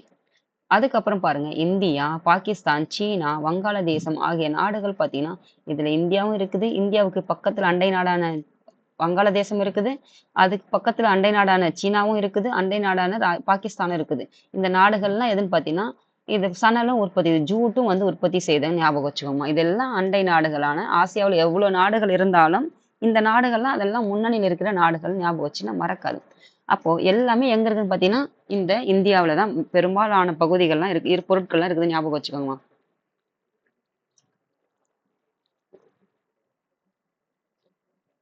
அதுக்கப்புறம் பாருங்க, வெப்பமண்டலங்களில் வெப்பமா இருக்கிற பகுதி எங்க இந்த பாலைவனம் ஞாபகம் வச்சுங்க, ராஜஸ்தான் பக்கம். வெப்பமண்டலங்களில் காணப்படும் வறண்ட மற்றும் ஈரப்பதமிக்க காலநிலை ஆசியாவில் கரும்பு உற்பத்திக்கு ஏற்றதாக உள்ளது. அதாவது வெப்பமும் இருக்கணும், ஈரப்பதம் மிக்க காலநிலையை தான் இருக்கணும். அந்த மாதிரி ஒரு பகுதிகளில் வெப்பமும் அதிகமா இருக்கும். அதுக்கப்புறம் பார்த்தீங்கன்னா, காலநிலை ஈரப்பதம் மிக்க காலநிலையும் இருக்கணும். 2ம் இருக்கும். சமமா இருக்குதுன்னு வச்சுக்கோங்க. அப்போ அந்த பகுதி என்னன்னா, கரும்பு உற்பத்திக்கு ஏற்றதாக இருக்க பகுதிகள் ஆசியாவுல. அப்போ இந்தியா, இந்தோனேஷியா, பிலிப்பைன்ஸ் ஆகிய நாடுகள் அதிகமான அளவில் வந்து கரும்பு வந்து உற்பத்தி செய்யுது. யார் யாருன்னு பாருங்க. India, Indonesia, Philippines. இந்தியா அவங்க தெற்கு நாடு. தென்கிழக்கு ஆசிய நாடுகள் தான் வந்து கிழக்கு நாடுகள் வந்து இந்தோனேஷியா, தென்கிழக்கு ஆசிய நாடு இந்தோனேஷியா, கிழக்கு நாடுகள் தான் பிலிப்பைன்ஸ். அப்போ இந்த 3 பகுதியிலேருந்து ஒரு நாடுகள் வந்து என்ன செய்யறாங்கன்னு பார்த்தீங்கன்னா, கரும்பு வந்து உற்பத்தி செய்யறாங்க. இப்போ நம்ம விவசாயம் பண்றதுன்னா, கிட்டத்தட்ட ஒரு வருஷத்துக்கு கிட்டத்தட்ட என்ன இருக்கும் பார்த்தீங்கன்னா, இந்த கரும்பு வந்து பயிர் சாகுபடியில வந்து இருக்கும். அப்போ ஒரு வருஷத்துக்கு அந்த பயிர் வந்து விளையணும்னா, அந்த பயிருக்கு ஏற்ற என்ன இருக்கணும்? நீர் எப்போதுமே இருக்கணும் இல்லையா? அதுதான் அப்போ நீர் இருந்தா தானே அந்த ஒரு வருட பயிரை வந்து உற்பத்தி செய்ய முடியும். அவ்வளவுதான் முடிஞ்சு. அதனால சொல்றாங்க பாருங்க, ஈரப்பதம் மிக்க காலநிலை இருக்கணும்னா தெரிஞ்சுக்கோங்க. அதே மாதிரி ஈரப்பதம் மிக்க எந்நேரம் சேறு சகதியுமா இருந்தா உற்பத்தி ஆயிடுமா? அது இருக்காது. அதாவது வெப்பமண்டலமும் இருக்கணும். அதாவது கொஞ்சம் வெயிலும் இருக்கணும். அவ்வளவுதான் முடிஞ்சிச்சுமா. கரும்பு உற்பத்தி செய்து, ஏன்னா அது ஒரு ஒரு ஒரு நீண்ட காலம் எடுத்துக்கக்கூடிய ஒரு பயிர் சாகுபடி இது. அப்போ ஒரு வருஷத்துக்கு செய்யக்கூடிய ஒரு உணவுப் பொருள்னா, அதுக்கு என்ன தேவை? நீரும் தேவை, வெப்பமும் தேவை. எந்த ஒரு பொருள் உற்பத்தியான இது 2ம் தேவை. மனிதனுக்கே அதானே சொன்னோம். அப்படி ஞாபகம் வச்சுக்கணும். அதுக்கப்புறம் பார்த்தீங்கன்னா, இந்தியா, இந்தோனேஷியா இதெல்லாம் படிச்சிட்டோமா? அதுக்கப்புறம் காஃபி, தேயிலை, ரப்பர், பனை மற்றும் கொக்கோ இதெல்லாம் முக்கிய தோட்டப்பயிர்கள். இதெல்லாம் தோட்டப்பயிர்கள். காஃபி, தேயிலை, ரப்பர், பனை, கொக்கோ இதெல்லாம் தோட்டப்பயிர்கள். தோட்டப்பயிர்கள்லாம் இதுன்னுமா இதெல்லாம் தோட்டப்பயிர்கள்ல வரும்ட்டு அது கூட உங்களுக்கு எலிமினேஷன்ல அப்படி கேட்பாங்க. நீக்கிறது ஆட் ஒன் மாதிரி. அதுக்கப்புறம் பார்த்தீங்கன்னா இந்தியா, இலங்கை, தாய்லாந்து, வியட்நாம், மலேசியா, இந்தோனேஷியா ஆகிய நாடுகளில் தோட்டப்பயிர்கள் பாருங்க. இந்தியா, இலங்கை, தாய்லாந்து, வியட்நாம், மலேசியா, இந்தோனேஷியா நம்ம தோட்டப்பயிர்களுக்காக இந்த ஆங்கிலேய கிழக்கிந்திய கம்பெனிக்கு கீழே இந்த காலனி ஆதிக்க நாடுகளாக இந்தியாவெல்லாம் இருந்திருப்பாங்க இல்லையா? அப்போ இந்த காலனி ஆதிக்க நாடுகள்லாம் யாருக்கு இருந்திருப்பாங்க? இந்த பிரிட்டனுக்கு இருந்திருப்பாங்க. அதாவது இந்த இங்கிலாந்து கீழே வந்துட்டு காலனி ஆதிக்க நாடுகளாக இருந்திருப்பாங்க. இங்க இருந்து பாத்தீங்கன்னா இந்தியாவில் இருந்து இந்த தோட்ட வேலை பயிர் செய்யறதுக்காக என்ன செஞ்சிருப்பாங்க பாத்தீங்கன்னா அந்த நாடுகளுக்கெல்லாம் நம்ம நாட்டுல ஆட்சி புரிந்த இந்த இங்கிலாந்து அரசர்களால் என்ன செஞ்சிருப்பாங்கன்னா அந்த காலனிய நாடுகளுக்கு அனுப்பி வைக்கப்பட்டிருப்பாங்க. நீங்க எப்படி ஞாபகம் வச்சீங்கன்னா இலங்கையில தமிழ் பேசுறாங்க, மலேசியாவுல தமிழ் பேசுறாங்க, ஜப்பான்ல தமிழ், கனடாவுல தமிழ் பேசுறாங்க, இந்த மாதிரி இந்தோனேஷியால தமிழ் பேசுறாங்க, தாய்லாந்துல பேசுறாங்க, மலேசியாவுல பேசுறாங்க, வியட்நாம்ல பேசுறாங்க. அப்போ உலகம் முழுவதிலும் தமிழ்நாட்டுல தோன்றின தமிழ் மொழி ஏன் இந்த மக்கள் எல்லாம் பேசுறாங்கன்னு பாத்தீங்கன்னா இந்தியாவிலிருந்து இந்த ஆங்கிலேயர்களால் அனுப்பப்பட்ட எதுக்காகன்னு பாத்தீங்கன்னா தோட்ட வேலைக்கு ஃபேமஸ்ன்னு சொல்லிட்டாங்களா? அப்போ தோட்ட வேலைக்காக அனுப்பப்பட்ட இந்த மக்கள் அங்கேயே போகும்போது இறந்தவங்களும் இருக்காங்க, போயிட்டு தப்பிச்சு திரும்பி வந்தவங்களும் இருக்காங்க, அங்கேயே போய் தங்கினவங்களும் இருக்காங்க. இதுதான் தமிழ் போயிட்டு அங்க பரவுனதுக்கு காரணம் என்னன்னு பாத்தீங்கன்னா இதுதான். ஞாபகம் வச்சுக்கணும்னா மறக்காது. ஏன் இவங்களுக்கு தோட்டப்பயிர்லாம் இருக்கிற நாடுகள் எது எதுன்னு மறக்குதுன்னா இப்போ தமிழ் மொழி எங்கெங்கெல்லாம் பேசுறாங்கன்னா இலங்கையில் தமிழ் பேசுறாங்கன்னு தெரியும், மலேசியாவுல பேசுறாங்கன்னு தெரியும், தாய்லாந்துல தெரியும், சிங்கப்பூர்ல தெரியும், இந்தோனேஷியா இதெல்லாம் அங்க பக்கத்துல இருக்கிற இந்த கிழக்கு ஆசிய நாடுகள் இதெல்லாம் தெரிஞ்சுக்கிட்டீங்கன்னா மறக்காது. இது கொஞ்சம் கான்செப்டா தெரிஞ்சுக்கிட்டீங்கன்னா சில விஷயங்கள் மறக்காதுமா. அதுக்கப்புறம் பார்த்தீங்கன்னா மலேசியா, தாய்லாந்து ஆகிய நாடுகள் இயற்கை ரப்பர் உற்பத்தியில் முதன்மையாக விளங்குகிறது. ஏன் மலேசியாவும் தாய்லாந்தும் ரப்பர் உற்பத்தியில முதன்மையா இருக்குதுன்னு பார்த்தீங்கன்னா இது ரொம்ப அதிகமான மழை இருக்கிறதுனால விளையுதுன்ட்டு ஞாபகம் வச்சு. ஆசியாவில் இந்தியாவிலன்னு கேட்டா வேற, ஆசியாவிலன்னு கேட்கும்போது மலேசியா, தாய்லாந்து. ஏன்னா ஈரப்பதம் மிக்க பகுதிகள் அந்த மகர ரேகை இருக்குது இல்லையா? அதுக்கு கீழேயும் மகர ரேகைக்கு மேல அதுக்கப்புறம் கடக ரேகைக்கு கீழே இந்த 2 பக்கம் பார்த்தீங்கன்னா எக்ஸ்ட்ரீம் லெவல் என்ன இருக்கு பார்த்தீங்கன்னா மழை பொழிவும் இருக்கும், வெயிலும் இருக்கும். அப்போ இது 2மும் இருக்கிறதுனால அந்த பகுதியில இந்த பொருள் விளைவிக்க முடியுது ஞாபகம் வச்சு. அதுக்கப்புறம் மேற்காசிய நாடுகள். மேற்காசிய நாடுகள்லாம் என்ன சொல்லிட்டோம் நம்ம? எப்படி இந்தியாவுல பிரிச்சாவே மேற்கு போக போக போக வெயில் அதிகமா ராஜஸ்தான்ல பாலைவனமா இருக்குதோ இந்த பாலைவனத்துல என்ன விளையும்? பெருச்சம்பழம் தான் விளையும். அதே மாதிரிதான் அதே மாதிரி இந்த பக்கம் எங்கன்னா ஆசியாவுல எதுன்னு பார்த்தீங்கன்னா இந்த குவைத் நாடுகள்லாம் இருக்குது பார்த்தீங்கன்னா வளைகுடா நாடுகள் அங்கதானே ஈரான், ஈராக்கெல்லாம் படிச்சோம். அப்போ இது எல்லாம் எப்படி பார்த்தீங்கன்னா சொல்லுவாங்க இல்லையா பாலைவனத்துல போய் ஒட்டகம் மேய்க்கிற அரேபியாவுக்கு போயிட்டு அந்த மாதிரிலாம் ஒரு ஞாபகம் வச்சுக்கோங்க சும்மா. அந்த மாதிரி வச்சுக்கிட்டுனா அப்போ ஈரான்ல பாலைவனம் இருக்குது. பாலைவனத்துல என்ன இருக்கும்? இது ஆசியாவுக்காக சொல்றேம்மா நான். இது பெருச்சம்பழம் தான் விளையுதுன்னு ஞாபகம் வச்சுன்னா அப்போ ட்ரையான ஏரியால என்னன்னு கேட்டீங்கன்னா இந்த பேரிச்ச மரங்கள்லாம் தண்ணீர் தேவையில்லை, பனை மரத்துக்கு தண்ணீர் தேவையில்லை நம்ம படிச்சிருப்போம். அதுக்கெல்லாம் என்ன பார்த்தீங்கன்னா தக்க வைக்கிற திறன் அந்த வேர்களுக்கு இருக்குதுன்னு நம்ம படிச்சிருப்போம். இதுதான் நம்ம கான்செப்டா ஞாபகம் வச்சுன்னா மறக்காது. அதுக்கப்புறம் பார்த்தீங்கன்னா இது கொக்கோ மரம் பார்த்துருக்கீங்களான்னு பாருமா. நான் பார்த்ததில்ல, பார்க்கறதுக்கு இது பஞ்சு மரம் மாதிரி இருக்குது. அது வேற இது வேற. ஆனா பாருங்க எப்படி இருக்குது. மீன்பிடி தொழில் எப்படி ஆசியாவில் நடைபெறுது. மீன்பிடி தொழில் எப்படி ஆசியாவில் நடைபெறுதுன்னு தெரிஞ்சுங்கன்னா இந்தியாவில் உங்களுக்கு சிந்திக்கிறதுக்கு எளிமையா இருக்கும். அதுக்கப்புறம் தமிழ்நாட்டுல எப்படின்னு தெரிஞ்சுக்கலாம். ஆசியாவின் மிக முக்கியமான பொருளாதார நடவடிக்கை எதுன்னு பார்த்தீங்கன்னா மீன்பிடித்தல்.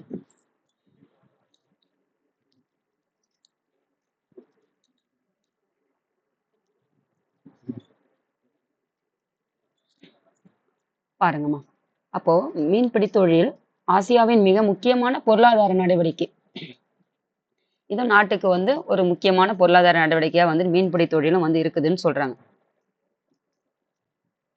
அதுக்கப்புறம் பாருங்க இத்தொழில் நடைபெறுகிறது எங்கன்னு பார்த்தீங்கன்னா சீனான், ஜப்பான் மீன்பிடி தொழிலில் முன்னணி நாடுகளாக இருக்குது. ஏன் சீனாவும் ஜப்பான் அதிகமா இருக்குன்னா பாருங்க இந்த தென் சீன கடல் இருக்குது. இந்த தீவே எங்க மூழ்கி இருக்குன்னு பார்த்தீங்கன்னா இந்த ஜப்பானே ஜப்பான் தீவே எங்க இருக்குன்னு பார்த்தீங்கன்னா கடல்ல தான் இருக்குது. அப்போ மீன்பிடி அதிகமா இருக்குது. இந்த சீனா என்ற நாடு பாருங்க இதெல்லாம் ஃபுல்லா சீனா தான்மா இதெல்லாம்.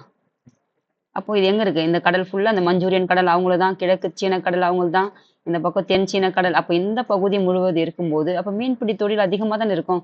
ஜப்பானே வந்து கண்டத்துல தீவு கூட்டம் தான், தீவு தான் அது. அப்போ அதுவே எப்படி இருக்கும் பார்த்தீங்கன்னா சுத்தி கடல் தான் இருக்குது. அப்போ மீன்பிடி தொழில் வந்து கடல்ல வந்து அதிகமா இருக்குது அப்படின்னு ஞாபகம் வச்சுக்கோங்கம்மா.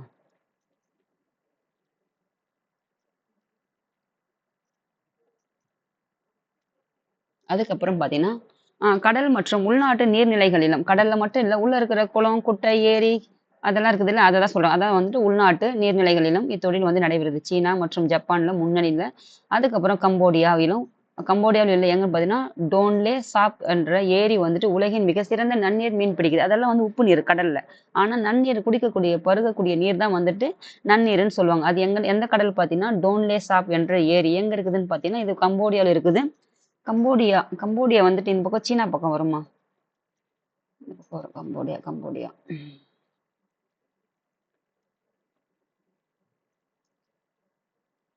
இங்கதான் வரும். கம்போடியான்றது சீனாக்கு மேலதான்.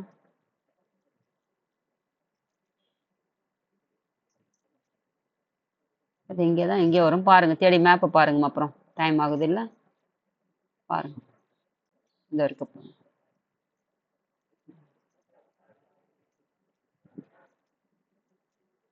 பாருங்க, தேடி பாருங்கம்மா. கம்போடியா இந்த பக்கம் தான் இருக்கும், பாருங்க.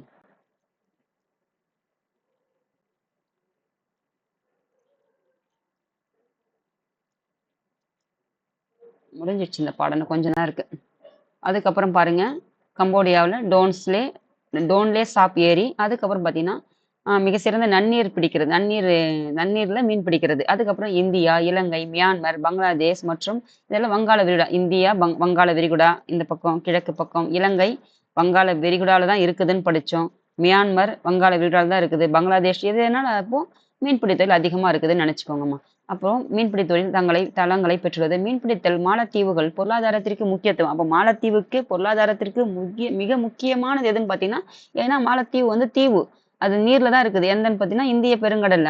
அப்போ அதுக்குடைய பொருளாதாரத்திற்கு முக்கியமான வாழ்வாதாரம் எதுன்னு பார்த்தீங்கன்னா அது மீன்பிடி தொழில் தான் சொல்லுவாங்க. அதுக்கப்புறம் பார்த்தீங்கன்னா முத்துக்குளித்தல் கிழக்கு அரேபிய கடற்கரையில் பிரசித்தி பெற்று நடைபெறுது. இந்த பக்கம் அரேபிய நாடுகள் இருக்குது இல்லையா, அரேபிய நாடு வந்துட்டு கிழக்கு பக்கம். இந்த பக்கம் வந்து பார்த்தீங்கன்னா இந்த கடலை தான் என்னன்னா முத்துக்குளித்தல், முத்துக்களை வந்து அகழ்ந்தெடுத்து அதன் மூலயமா என்ன செய்யணும், ஆர்னமெண்ட்லாம் செய்கிறாங்க இல்லையா, அதுக்கு அதோடைய பிரசித்தி பெற்றது என்ன பார்த்தீங்கன்னா அரேபியா. அப்புறம் தொழிற் பிரதேசங்கள் இன்னும் எவ்வளோ இருக்குது, ஆயிடுச்சு, இன்னும் 2 பேஜ் இருக்குமா. அதுக்கப்புறம் பார்த்தீங்கன்னா தொழில் பிரதேசங்கள்லாம் எங்கெங்க இருக்குதுன்னு, இண்டஸ்ட்ரியல் ஆசியாவில் எங்கெல்லாம் வந்து தொழில் வந்துட்டு நடத்துறதுக்கு ஏற்ற இடங்கள் இருக்குது. மஞ்சூரியன் மஞ்சூரியன் எங்கன்னு பார்த்தீங்கன்னா சீனா, ஷாங்காய், ஹுகான், அதுக்கப்புறம் பீகிங், ஷன்யாங், அதாவது பீகிங், ஷன்யாங், அதுக்கப்புறம் குவாங்டோன், ஹாங்காங் ஆகிய பகுதிகள் வந்து சீனாவினுடைய முக்கிய தொழிற் பிரதேசங்கள். அதாவது தொழில் நடத்தக்கூடிய இடங்கள். தொழிற் பிரதேசங்கள்னா வந்து தொழில் செய்த இண்டஸ்ட்ரீஸ். அதாவது மஞ்சூரியன், ஷாங்காய், ஹுகான், அதுக்கப்புறம் பீகிங், என்ஷாங், அதுக்கப்புறம் குவாங்டோன், ஹாங்காங் ஆகிய பகுதிகள் சீனாவினுடைய முக்கிய தொழில்கள். இதெல்லாம் ஒரு 2 இது அவ்வளோ தேவையில்லை, இருந்தாலும் தெரிஞ்சு வாசிங்க அதெல்லாம். அதுக்கப்புறம் பார்த்தீங்கன்னா டோக்கியோ எங்க ஜப்பானுடைய தலைநகர்னு படித்தோம். அதுக்கப்புறம் யோக்கோஹோமா மற்றும் ஒசாகோ, கியாட்டோ ஆகிய பகுதிகள் பார்த்தீங்கன்னா ஜப்பானின் முக்கிய தொழிற் பகுதிகள். அப்போ ஜப்பான்ல இருக்கிறது, சீனாவில் இருக்கிறது படிச்சு. அப்போ இந்தியாவில் பாருங்க, மும்பை சொல்லுவாங்க. மும்பை வந்துட்டு தொழில் இண்டஸ்ட்ரீஸ்க்கு ஏற்ற இடம் எதுன்னு பார்த்தீங்கன்னா மும்பை. அகமதாபாத் எங்கன்னு பார்த்தீங்கன்னா அகமதாபாத் வந்துட்டு குஜராத், கோயம்புத்தூர் தமிழ்நாடு, பெங்களூரு கர்நாடகா, சோட்டா நாக்பூர் வந்து பார்த்தீங்கன்னா இந்த பக்கம் எங்கே வரும்னா ஜார்க்கண்ட் பக்கம் வரும். இதெல்லாம் வந்துட்டு தொழில் பிரதேசங்கள். நீங்கள் எப்படி ஞாபகம் வச்சுன்னா இதெல்லாம் வந்து பாருங்க, மும்பை வந்துட்டு கடல் பக்கம், குஜராத்தும் வந்து கடல் சார்ந்த பக்கம், கோயம்புத்தூரும் பார்த்தீங்கன்னா இது வந்து பீடபூமியில் வரும், அது கடல் இருக்காதுன்னு தெரியல. அதுக்கப்புறம் பெங்களூரும் வரும், கர்நாடகாவும், சோட்டா நாக்பூர் ஜார்க்கண்டும் கடல் தாண்டி தான் வரும். அது அப்போது அந்த இண்டஸ்ட்ரியல் ஏற்றுறதுக்கு இடங்கள் வந்துட்டு அதாவது கப்பல் மூலயமா தான் வெயிட்டான பொருட்கள்லாம் ஏற்றுமதி இறக்குமதி பண்ணுறதுக்கு ஏதுவாக வந்து துறைமுகங்கள் தான் அமைச்சிருப்பாங்க. இப்படி ஞாபகம் வச்சுன்னா மறக்காதுமா. அப்போது இண்டஸ்ட்ரியல்ஸ் வந்து போட்டுட்டாங்கன்னா அதுக்கு போக்குவரத்து ஒன்று வேணும் இல்லை, அங்கே உற்பத்தி பண்ணிட்டு அது யாருமே எடுத்துகிட்டு போகுது எதுவும் இல்லைன்னா என்ன எதனா பயன் இருக்கா, இல்லை. அப்போ போக்குவரத்துக்கும் ஒரு நாட்டினுடைய முதுகெலும்பே என்னன்னு பார்த்தீங்கன்னா போக்குவரத்து. ஒரு பொருளை உற்பத்தி பண்ணுறோம், அது அங்கேயே தேங்கி கிடந்து எதனா பயன் இருக்கா, இல்லை. அப்போ அதை என்ன செய்யணும், மற்ற நாடுகளுக்கு பரிமாறிக்கிட்டா தான் அதனுடைய அந்த விளைச்சல் அந்த இண்டஸ்ட்ரியுடைய பொருள் ஒரு ஒரு ஒரு மதிப்பே இருக்கும். அதுக்கப்புறம் பாருங்க, எந்த ஒரு நாட்டிற்கும் பொருளாதார முன்னேற்றத்தின் முதுகெலும்பாக விளங்குவதுன்னு பார்த்தீங்கன்னா போக்குவரத்து. இப்போ நீ ஒரு இப்போ நான் ஒரு விவசாயம் பண்றேன். ஒரு பொருள் வந்து நான் உற்பத்தி பண்றேன். அந்த உற்பத்தி பண்ண பொருள் எனக்கு தேவை போன பொருள் என் என் ஊருக்கும் குடுத்துடுறேன். அப்ப மிச்சம் இருக்கிற பொருள் என்னால எங்கேயுமே கொண்டு போறதுக்கு வழியே இல்லன்னா, அந்த உற்பத்தி பண்ண பொருளால ஏதாவது லாபம் பிரயோஜனம் இருக்கா? இல்லல்ல. அது அது என்ன ஆகும்? அது வேஸ்ட் தானே! அதுதான் அப்போ ஒரு ஒரு ஒரு பொருளாதாரத்தினுடைய முன்னேற்றத்திற்கே முதுகெலும்பு என்னன்னா ஒரு டிரான்ஸ்போர்ட் தான். அதானே முக்கியம். அது கரெக்ட் தானே அது? போக்குவரத்து இல்லன்னா அந்த பொருள் என்ன செய்ய முடியாது? அத உற்பத்தி பண்றதே அது பயனே அளிக்காது. அவ்வளவுதான் அது புரிஞ்சுக்கணும். அப்போ ஆசியாவின் பல நாடுகளும் தங்களது போக்குவரத்து வலை அமைப்பை வந்துட்டு பயன்படுத்தி வருகின்றன. அப்போ போக்குவரத்து அந்த ஆசியா முழுவதும் 48 நாடுகள் இருக்குதுன்னா, அவங்களுக்குள்ள பார்த்தீங்கன்னா ஏற்றுமதி, இறக்குமதி செய்யறதுக்கு பார்த்தீங்கன்னா, தரை வழியா எந்த மாரி எல்லாம் இருக்குது. போக்குவரத்து தலை வழியோ, சாலை வழியோ, விமான வழி எந்த மாரி ஒரு போக்குவரத்து வச்சிருக்காங்க அப்படின்னு தான் குடுத்துருக்காங்க. அப்போ பாக்குறோங்க. முதல்ல பார்த்தீங்கன்னா, சாலை போக்குவரத்து. சாலை. அதாவது ரோட்வே. அதுக்கப்புறம் பார்த்தீங்கன்னா, ஆசிய நெடுஞ்சாலை. அதாவது ரோட்வே பார்த்தீங்கன்னா, கிழக்கில் வந்து டோக்கியோ. டோக்கியோ எங்க இருக்கு? ஜப்பான். அதுக்கப்புறம் மேற்கில் யார் பார்த்தீங்கன்னா, துருக்கி. பாருங்க எவ்ளோ பெரிய சாலை போக்குவரத்துன்னா, பிரமிப்பா இருந்தது. அததான் நான் இத படிச்சுட்டு பிரமிப்பாயிட்டேன் நானு. ஆ இந்த கிழக்கில் வந்து டோக்கியோ, மேற்கில் வந்து துருக்கி, அதுக்கப்புறம் வடக்கு வந்து ரஷ்யா, தெற்கில் வந்து இந்தோனேஷியா. ஆகிய இது இணைக்கிறது தான் வந்துட்டு இந்த தேசிய நெடுஞ்சாலை இது. அப்போ 1,41,4000 கிலோமீட்டர் அதாவது கிலோமீட்டர் தூரத்துல வந்து இந்த 4 ரோடுகளும் வந்து இணைக்குதாம். இங்க எழுதி வச்சுக்கமா. கிழக்கு வந்துட்டு டோக்கியோ, மேற்கு வந்துட்டு துருக்கி, தெற்கு வந்துட்டு இந்தோனேஷியா, வடக்கு வந்து ரஷ்யா. இது எழுதிட்டு மொத்தமா எத்தனைன்னா 1,41,000 கிலோமீட்டர். இந்த நெடுஞ்சாலை பார்த்தீங்கன்னா 32 நாடுகளை வந்துட்டு வழியே கடந்து செல்லுதாம். ஏன் போகாது? மொத்தம் 48 நாடுகள். இத மொத்தம் இணைச்சு இப்படி போட்டிருந்தா ஏன் 48 நாடுகள கூட கடந்து போகும். அந்த மாதிரி தான் ஒரு நெடுஞ்சாலையா இருக்குது. நான் இததான் படிச்சுட்டு பிரமிப்பா இருந்தது எனக்கு. அதுக்கப்புறம் பாருங்க, நாடுகளின் வழியே கடந்து செல்லுது. ஆசிய நெடுஞ்சாலை வலை அமைப்பிலேயே மிக நீளமான நெடுஞ்சாலை எதுன்னு பார்த்தீங்கன்னா 20,557 கிலோமீட்டர். அதாவது ஆசியாவின் இந்த இந்த வலை அமைப்பு இருக்குது இல்லையா? அதுல ஒரு மிக நீளமானது எதுன்னு பார்த்தீங்கன்னா, ஆசிய நெடுஞ்சாலை 1 அதாவது ஆசியன் ஹைவே 1 வந்து பார்த்தீங்கன்னா, அதாவது AH1 அதுதான் வந்துட்டு பெருசுன்றாங்க. இந்த வலைப்பின்னல்லயே. இது டோக்கியோவை துருக்கியுடன் இணைக்குது. அப்போ கிழக்கிலிருந்து மேற்கு நோக்கி இணைக்கிறது தான் வந்து இதுதான் வந்து பெருசு. இந்த கார்னர் எவ்வளவு பெருசு பாருங்க. அதனுடைய நீளம் தான் எவ்வளவுன்னு பார்த்தீங்கன்னா 20,557 கிலோமீட்டர். அதாவது AH1 இது யார் கூடன்னு பார்த்தீங்கன்னா துருக்கி டு ஆ டோக்கியோ. அதுக்கப்புறம் பார்த்தீங்கன்னா, ஆசிய நெடுஞ்சாலை 43 AH43 பார்த்தீங்கன்னா, ஆசியாவில் உள்ள ஆக்ராவிலிருந்து இலங்கையில் உள்ள மதாரா வரைக்கும் செல்கிறது. அப்போ இலங்கையே ஒரு தீவு. இலங்கையே பிரிக்கிறது எதுன்னு பார்த்தீங்கன்னா, பாக்னீர் சந்தின்னு படிச்சிருப்போம். அப்போ இந்த கடல்ல போயிட்டு எப்படி வந்துட்டு ஆக்ராவிலிருந்து ஆக்ரா எங்க இருக்குதுன்னு பார்த்தீங்கன்னா, உத்தரப்பிரதேஷ் வருமா? யுபில வரும் உத்தரப்பிரதேஷ். அப்போ அந்த பகுதியிலிருந்து இந்த இலங்கையில இருக்கிற ஒரு மதாரா ஆக்ரா. அதான் ஆக்ரா வந்துட்டு உத்தரப்பிரதேசம். மதாரா என்பது இலங்கை. அந்த இலங்கை வரைக்கும் ஒரு ரோடு போட்டிருக்காங்கன்னா, அதுவும் ஒரு எவ்வளோ ஒரு ஒரு ஒரு கிரிட்டிக்கலான ஒரு விஷயம் தானே அத பண்ணியிருக்காங்க. ஒரு மிகப்பெரிய சாதனை தான் அதெல்லாம். அதெல்லாம் அப்படிதான் நீங்க பிரமிச்சு பார்க்கணும். நம்மளால ஒரு துரும்ப கூட இப்படி அசைக்க முடியல. அப்ப இதெல்லாம் பண்ணியிருக்காங்கன்னா, எவ்வளோ பெரிய செலவினங்கள் அதெல்லாம் நம்ம வளர்ந்து வந்திருக்காங்கன்னா, இவ்வளோ செலவினங்கள்லாம் செஞ்சு, நம்ம மக்களையும் இவ்வளோ பெரிய மக்கள் தொகை கொண்ட நாட்டையும் முன்னேத்திட்டு வராங்கன்னா, அது மிகப்பெரிய விஷயம் தானே! அதெல்லாம் நம்ம மிகப்பெரிய சாதனையா தான் பார்க்கணும். சோறுக்கே வழி இல்லாம இருந்த காலங்கள் போயிட்டு, இவ்வளோ வளர்ந்து வர்றதே பெரிய விஷயம் தான். நம்ம பட்னியா எவ்வளோ பேர் இறந்தாங்கன்னுலாம் படிச்சிருப்போம். அப்போ இதெல்லாம் நம்ம வளர்ந்த நாடுன்னு தான் நம்ம எடுத்துக்கணும். அப்போ இலங்கையில 3,24 கிலோமீட்டருமா. அதுக்கப்புறம் பாருங்க, இருப்பு பாதை போக்குவரத்து. இருப்பு பாதைன்னா அந்த ரயில் ரயில். அதான் வந்து இருப்பு பாதை. அது பாருங்க, உலகிலேயே நீண்ட இருப்பு பாதை வழித்தடம் எங்கன்னு பார்த்தீங்கன்னா, டிரான்ஸ் சைபீரியன் இருப்பு பாதை எவ்வளோ பார்த்தீங்கன்னா, 9,258 கிலோமீட்டர். அதாவது டிரான்ஸ் சைபீரியன் அந்த சைபீரியன் பார்த்தேன் இல்லையா? அந்த சைபீரியன் சமவெளி. அங்கிருந்து இருப்பு பாதை பார்த்தீங்கன்னா, ஆ எவ்வளோன்னு பார்த்தீங்கன்னா, 9,258 கிலோமீட்டர். இது கண்டம் கடக்கும் இருப்பு பாதை. இது கண்டத்தையே கடக்குதாம். அப்போ எங்கன்னு பார்த்தீங்கன்னா, இந்த லெனின் கிரேட் மற்றும் விளாடிவோஸ்டாக் ஆகியவற்றை இணைக்கிறது. லெனின் கிரேட்டையும் மற்றும் விளாடிவோஸ்டாக் என்ற 2 அந்த கண்டத்தையே தாண்டி போயிட்டு, இந்த ரயில் பாதை வந்துட்டு தாண்டி போகிற அளவுக்கு பெருசுன்னு சொல்றாங்க. அதுதான் வந்து 9,258. அதுக்கப்புறம் பார்த்தீங்கன்னா, டிரான்ஸ் ஆசியா இருப்பு பாதை பார்த்தீங்கன்னா, சிங்கப்பூரை துருக்கியில் உள்ள இஸ்தான்புல்லுடன் வந்து இணைக்கிறது. அதாவது டிரான்ஸ் ஆசியா இருப்பு பாதை. சிங்கப்பூர், சிங்கப்பூர் இங்க இருக்கு, துருக்கி இங்க இருக்குது. அப்ப இங்கிருந்து துருக்கியில உள்ள எந்த பிளேஸ்ன்னு பார்த்தீங்கன்னா இஸ்தான்புல். அதை கூட இணைக்கிறது தான் வந்து டிரான்ஸ் ஆசியா இருப்பு பாதைமா. சிங்கப்பூரையும் துருக்கியில் இருக்கிற இஸ்தான்புல்லையும் இணைக்கிறது தான் அந்த இருப்பு பாதை, ட்ரெயின் ரோடு. அதுக்கப்புறம் பார்த்தீங்கன்னா சின்கான்சென் எனப்படும் உலக புகழ் வாய்ந்த அதிவிரைவு புல்லட். அந்த உலகிலேயே புகழ்பெற்ற அதிவிரைவு புல்லட் ரயில் எங்கன்னு பார்த்தீங்கன்னா இது சின்கான்சென். இது எங்கன்னு பார்த்தீங்கன்னா ஜப்பானில் உள்ள ஒசாகா மற்றும் டோக்கியோ. அதாவது ஜப்பானுடைய தலைநகர் டோக்கியோன்னு படிச்சிருப்போம். அங்க இருக்கிற இன்னொரு இடம் தான் வந்து ஒசாகு. அந்த இரண்டுக்கு இடையில பயணிக்கிறது தான் இந்த சின்கான்சென் என்ற அதிவிரைவு ரயில் புல்லட்டு. இதனுடைய மணிக்கு எவ்வளோன்னு பார்த்தீங்கன்னா 352 கிலோமீட்டர் 1 ஹவருக்கு வந்து அவ்வளோ ஸ்பீடில் போகுதுன்னா பார்த்துக்கோங்க. 1 மணி நேரத்தில் 352 கிலோமீட்டர் வேகத்தில் போகுதுன்னா எவ்வளோ ஸ்பீடுன்னு பார்த்துக்கோங்க. அப்போ அதுதான் வந்துட்டு உலகிலேயே புகழ்பெற்ற அதிவிரைவு புல்லட் ரயில்னு சொல்றாங்க. அப்போ ஆசியாவிலேயே 2வது மிகப்பெரிய இருப்பு பாதை எங்கன்னு பார்த்தீங்கன்னா வலையமைப்பு இந்தியாவில் இருக்குதான். அப்போ ஆசியாவுக்கு அடுத்து எங்க இருக்குதுன்னு பார்த்தீங்கன்னா இந்தியாவில்னு சொல்லிட்டாங்க. அது இந்தியாவில் எதுன்னு பாருங்க. அப்போ நீர்வழி போக்குவரத்து இது வந்துட்டு சி ரூட். அதுக்கப்புறம் பார்த்தீங்கன்னா நன்னம்பிக்கை முனை யார் வந்திருப்பாங்கன்னு பாருங்க. இதெல்லாம் நம்ம 7ஆம் வகுப்பு படிக்கும்போது மிடிவல் ஹிஸ்ட்ரி வந்து அவ்வளோ சூப்பராக போயிட்டு இருக்கோம் பாருங்க அதெல்லாம். அப்புறம் அமெரிக்கான்ற ஐரோப்பாவை தெற்கு ஆசியாவுடன் நன்னம்பிக்கை முனை வழி பார்த்தீங்கன்னா ஐரோப்பாவை வந்துட்டு தெற்கு ஆசியாவுடன் இணைக்கிறது. அதனால தான் மொத்த பேர் என்ன பண்ணியிருப்பாங்க, படையெடுத்து வந்து வந்து வந்து இந்தியாவில் இருக்கிறத மொத்தம் சுரண்டிருந்து போன மட்டும் இல்லாம அடிமைப்படுத்தி கொடுமைப்படுத்தி பசியும் பட்னியுமா சாகடிச்சு அப்பவும் நம்ம எழுந்து நிக்கிறோன்னா எவ்வளோ பெரிய ஆளு நாம. அப்படிலாம் யோசிக்கணும். அப்படிதான் நம்ம பாருங்க. நன்னம்பிக்கை முனை வழியாக ஐரோப்பாவை தெற்கு ஆசியாவுடன் இணைக்கிறது. நம்ம ஒண்ணுமே செய்யலாம், இதெல்லாம் பிரமிச்சு பார்க்கணும். சும்மா படிக்கணும் வேலைக்காக படிக்கிறத விட ரசிச்சு படிச்சு பாருங்க.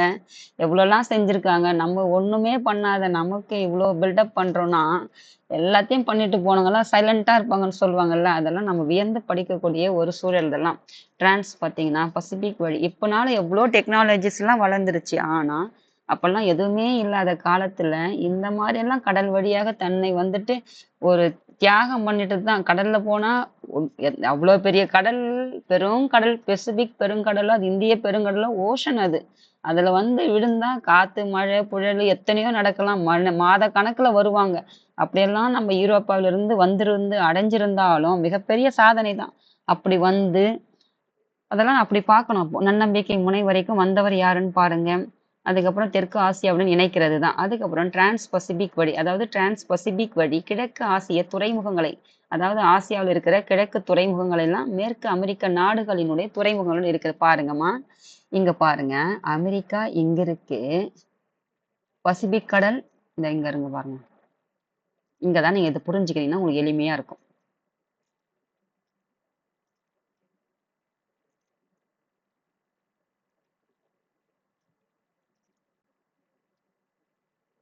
பசிபிக் கடல் எங்க இருக்கா, அமெரிக்கா ஐரோப்பாக்கு அடுத்து இங்க ஒரு கண்டம் வரும். அப்போ இது எப்படி விரிச்சு வச்ச மாதிரி உலக மேப்பை பிரிச்சு போட்ட மாதிரி இருக்கு. ஆனா இங்கிருந்து ஒரு ஃபோல்டு பண்ணி இந்த கார்னரையும் ஜாயின் பண்ணா அதுதானே போயிட்டு அங்க கிட்ட இருக்கும். அப்போ அதுதானே இப்படியா வராங்க அவங்க, இப்படி வரல அவங்க. அவங்க அப்படி போறாங்க.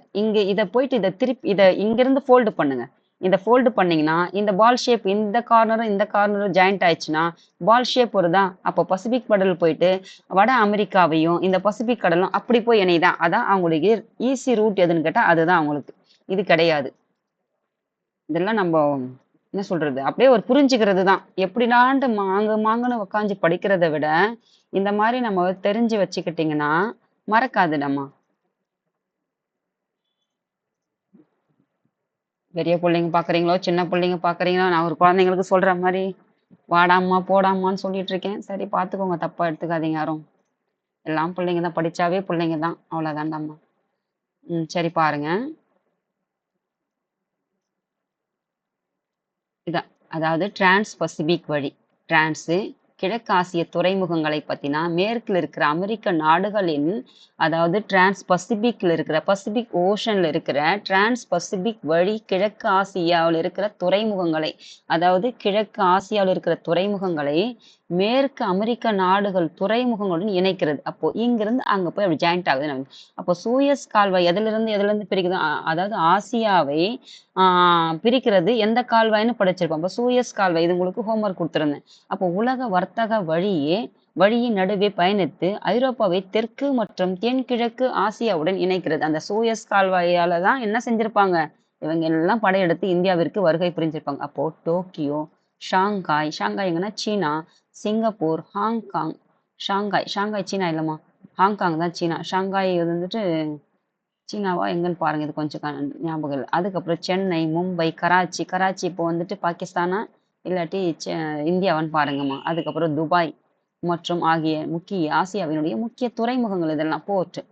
ஆசியாவின் கலாச்சாரம் பார்த்தா இப்போ இங்கிருந்து அங்க இப்படியெல்லாம் போன மக்கள் ஒவ்வொருத்தரும் அந்த நிலத்தினுடைய அடிப்படையில மலைகளுடைய தன்மை அதுக்கப்புறம் கிளைமேட்டு அந்த கால சூழ்நிலை இது எல்லாரும் ஒவ்வொரு வேறு விதமாக இருப்பாங்க இல்லையா? அப்போ இங்கிருந்து இங்கு போன இந்த பொருளாதாரத்தினுடைய அடிப்படையில ஏற்ற அப் அண்ட் டவுன் போகும்போது அப்போ என்ன ஆகும்? கலாச்சார பரிமாற்றங்கள் நடைபெறும் இல்லையா? இதுதான் கலாச்சார நடவடிக்கை எப்படி ஆகுதுன்னு பாருங்க. மக்கள் தொகை அப்போ உலகிலேயே மிக அதிக மக்கள் தொகை கொண்ட கண்டம் எதுன்னு பார்த்தீங்கன்னா அது ஆசிய கண்டம். அந்த உலகில் சுமார் 10ல் 6 பங்கு மக்கள் தொகை எங்க இருக்குன்னு பார்த்தீங்கன்னா 10 இருக்காங்கன்னா 10ல் 6 பேர் எங்க இருக்கான்னு பார்த்தீங்கன்னா ஆசியாவில் தான் இருக்கிறாங்க. அப்படிப்பட்ட மிகப்பெரிய கண்டம் எதுன்னு ஆசிய கண்டம். பல்வேறுபட்ட இயற்கை கூறுகளினால் ஆசியாவின் மக்கட் பரவல் சீரற்று காணப்படுகிறது. பல்வேறு இயற்கை கூறுகள் அதான் சொன்னேன்ல, மலை, சமவெளி, அதுக்கப்புறம் காடு இது எல்லாமே என்ன செய்யுதுன்னு பார்த்தீங்கன்னா அங்கங்க ஒரு மாதிரி அதாவது ஒரு மாதிரி இருக்கிறதுனால மக்கள் பரவலும் இப்போ மலையில வந்துட்டு மக்கள் குறைவா இருப்பாங்க. அதே சிட்டில பார்த்தீங்கன்னா நம்ம என்ன படிப்போம்? டென்சிட்டி அதிகமா ஒரு சதுர கிலோமீட்டருக்கு இத்தனை மக்கள் இருக்கிறாங்கன்னு படிக்கிறோம்.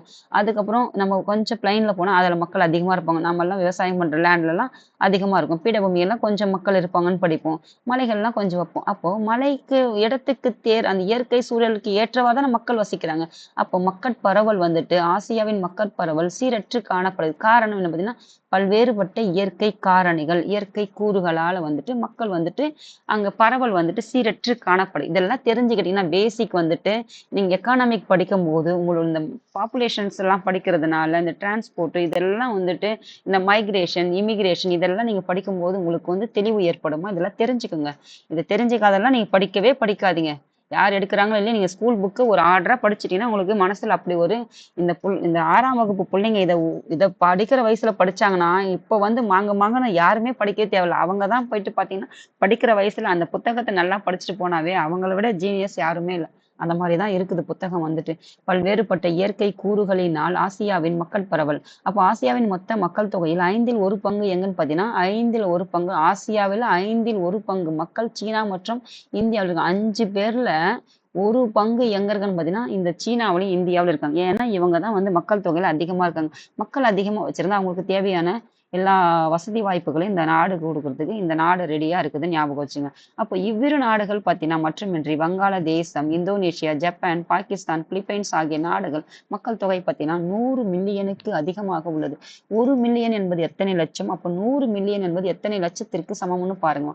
ஆசியாவின் மக்கள் அடர்த்தி பார்த்தீங்கன்னா மக்கள் அடர்த்தி டென்சிட்டி நம்ம படிக்கல. தமிழ்நாட்டினுடைய டென்சிட்டி எவ்வளோ, இந்தியாவுடைய டென்சிட்டி எவ்வளோ, டிஸ்ட்ரிக்டுடைய டென்சிட்டி எவ்வளோ, எந்த டிஸ்ட்ரிக்ட் எவ்வளோ, இந்த டிஸ்ட்ரிக்ட் எவ்வளோன்னு வேறுபடுத்தி பார்க்குறோம் இல்லையா? இதெல்லாம் நீங்க என்னன்னு பார்த்தீங்கன்னா ஆசியாவுடைய மக்கள் அடர்த்தி பார்த்தீங்கன்னா ஒரு சதுர கிலோமீட்டருக்கு எவ்வளோன்னு பார்த்தீங்கன்னா 143 நபர்கள் தான் இந்த இடத்துல வந்து 143 பேர் தான் இருக்கிறாங்கன்னா அப்போ குறைவு தானே அது. ஒரு இடத்துல பார்த்தீங்கன்னா 20,000 30,000 கூட இருக்கிறாங்க. 20,000 இருக்கிறாங்கன்னா அப்போ 143 பேர் என்பது குறைவு தான். ஏன்னா பல பகுதிகள் வந்துட்டு வீணா இருக்குது. அப்போ இந்தியா, ஜப்பான்,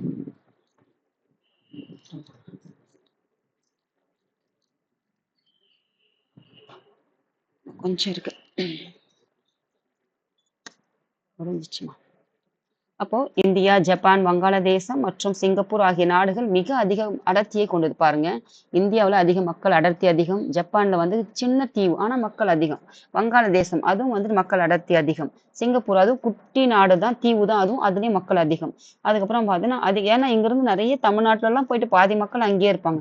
அப்ப அதிக மக்கள் அடர்த்தியை கொண்டது. குறிப்பாக ஆற்று சமவெளிகள், தொழிற் பகுதிகள் எங்க வந்து மக்கள் அடர்த்தி டென்சிட்டி அதிகமா இருக்குன்னா ஆற்று சமவெளிகள்.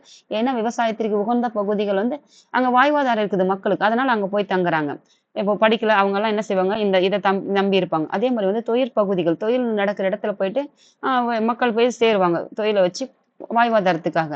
அதுக்கப்புறம் பார்த்தீங்கன்னா ஆசியாவுடைய உள்பகுதிகள் மக்கள் அடர்த்தி குறைந்து காணப்படுகிறதுன்றாங்க. ஏன்னா தொழில் பகுதியிலயும் வந்துட்டு தொழிலால மக்கள் வந்து பொழைச்சுப்பாங்க. உணவு உற்பத்தியால வந்து விவசாயம் பண்ணி பொழைச்சுப்பாங்க. ஆனா அந்த மழையே இல்லாத அந்த மத்திய பகுதிகள்லாம் மலை மறைவு பகுதிகள் வந்து மழை இருக்காது மத்தியில் அப்படின்னு ஞாபகம் வச்சுக்கோங்க. அங்கெல்லாம் என்ன செய்வாங்கன்னா மக்கள் வந்துட்டு குறைந்து காணப்படுறாங்க அடர்த்தி அப்படின்னு ஞாபகம். சிந்தனை வேணா பாருங்க. ஆசியாவில் உள்ள சில நாடுகள் மட்டும் மிக அதிக மக்கள் தொகை கொண்டுள்ளது காரணம் கூறுகன்றாங்க. இதெல்லாம் திங்க் பண்ணுங்கம்மா, என்னன்ட்டு யோசிச்சு கண்டுபிடிங்க. முடிஞ்சிச்சுன்னு ஒரே ஒரு பேஜ் இருக்கு. அப்புறம் சமயம் மற்றும் மொழி எப்படி வந்துட்டு சமயத்தை பின்பற்றுறாங்க, அவங்களுடைய சமயம் வந்து சார்ந்தும் மொழி வந்துட்டு எப்படி வந்துட்டு இருக்குதுன்னு பாருங்க. இந்து எந்தெந்த சமயம் பாருங்க, இந்து, இஸ்லாம், புத்தம், கிறிஸ்துவம் மற்றும் சீக்கிய சமயங்கள்.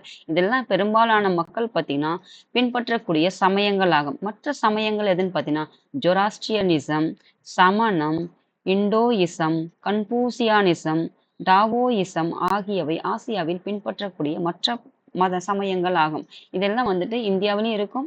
இந்தியா, சீனா இந்த பகுதிகள்லாம் வந்து இந்த கன்பூசியஸ், டாவோயிசம் இதெல்லாம் சீனாவிலையும் இருக்கும். இதெல்லாம் எங்கெங்க இருக்குதுன்னு பார்த்துக்கோமா. அதுக்கப்புறம் பார்த்தீங்க மொழிகள் பார்த்தீங்கன்னா அதுக்கப்புறம் மொழிகள் பார்த்தீங்கன்னா மாண்டரின் இது வந்து எங்கன்னு பார்த்தீங்கன்னா சீனாவில் மாண்டரின், ஆங்கிலம், அதுக்கப்புறம் இந்தோனேஷியன், ஜப்பானிய மொழி, அரபு, கொரியா, வியட்நாமிய மொழி, இந்தி மொழி போன்ற மொழிகள் வந்துட்டு ஆசியாவில் பரவலாக பேசக்கூடிய மொழி. அதுக்கப்புறம் பார்த்தீங்கன்னா அங்கோர் வாட். அங்கோர் வாட் என்பது உலக பாரம்பரிய ஒரு தலம். அதாவது உலக பாரம்பரிய சின்னத்துல ஒரு தேர்க்கப்பட்ட ஒரு தலம் தான் எதுன்னு பார்த்தீங்கன்னா அங்கோர் வாட்டு. இந்த அங்கோர் வாட் என்பது எப்பன்னு பார்த்தீங்கன்னா 2ஆம் சூரியவர்மன் என்ற ஒரு மன்னனால கிபி பொது ஆண்டு அதாவது கிபி 1100ஆம் ஆண்டில் கம்போடியா என்ற இடத்துல இது பாருங்க கம்போடியா எங்க இருக்குன்ட்டு கட்டப்பட்டது. கெமர் மொழியில் அங்கோர் வாட் என்றால் கோவில்களின் நகரம் என்று அழைக்கப்படுகிறது.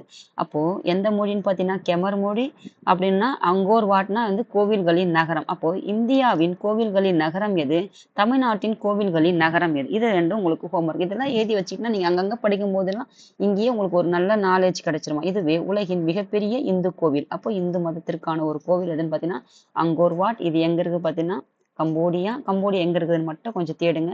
இதே 1010 1100 என்னன்னு பாருங்கம்மா.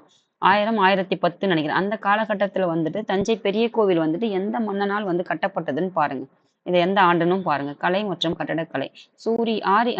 ஆசிய மற்றும் ஆசிய பார்த்தீங்கன்னா 3 நாகரிகங்களின் தாயகம். ஆமா, 3 நாகரிகங்கள் தோன்றக்கூடிய ஒரு தாயான நாடு தான் எதுன்னு பார்த்தீங்கன்னா தாயகம்னா என்னதுமா, தாய் நாடு, அவ்வளவுதான் ஆசியா.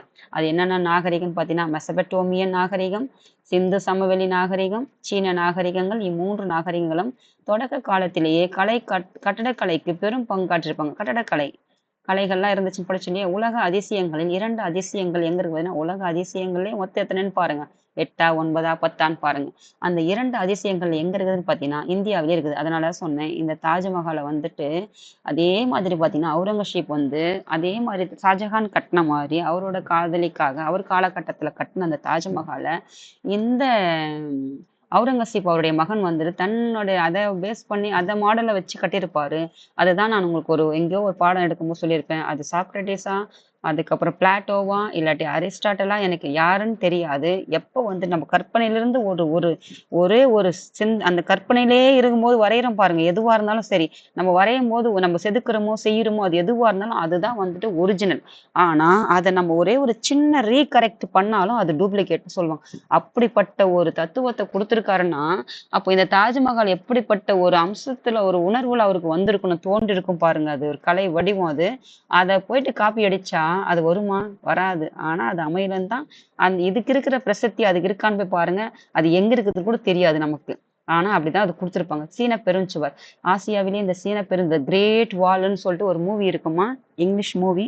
இதெல்லாம் பாருங்க. சும்மா புத்தகத்தையே படிச்சுட்டு இருந்தோன்னா நமக்கு என்ன செய்யறது? புத்தகம் ஒரு வேலைக்கு. அது நமக்கு என்ன தேவை? நமக்கு ஒரு ஒரு அறிவும் சிந்தனை அறிவும் தேவை. நம்ம தெரிஞ்சுக்கணும். பிறந்துட்டோம்.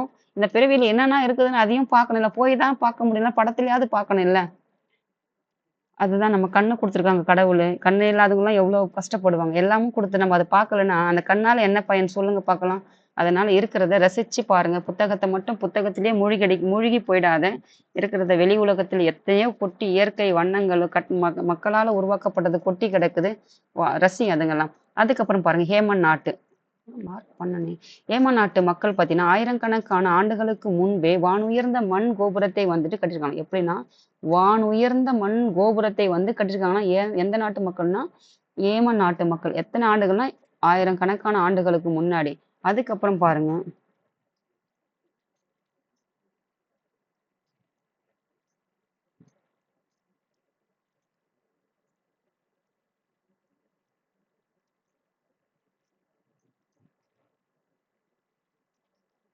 அதுக்கப்புறம் பாருங்கம்மா.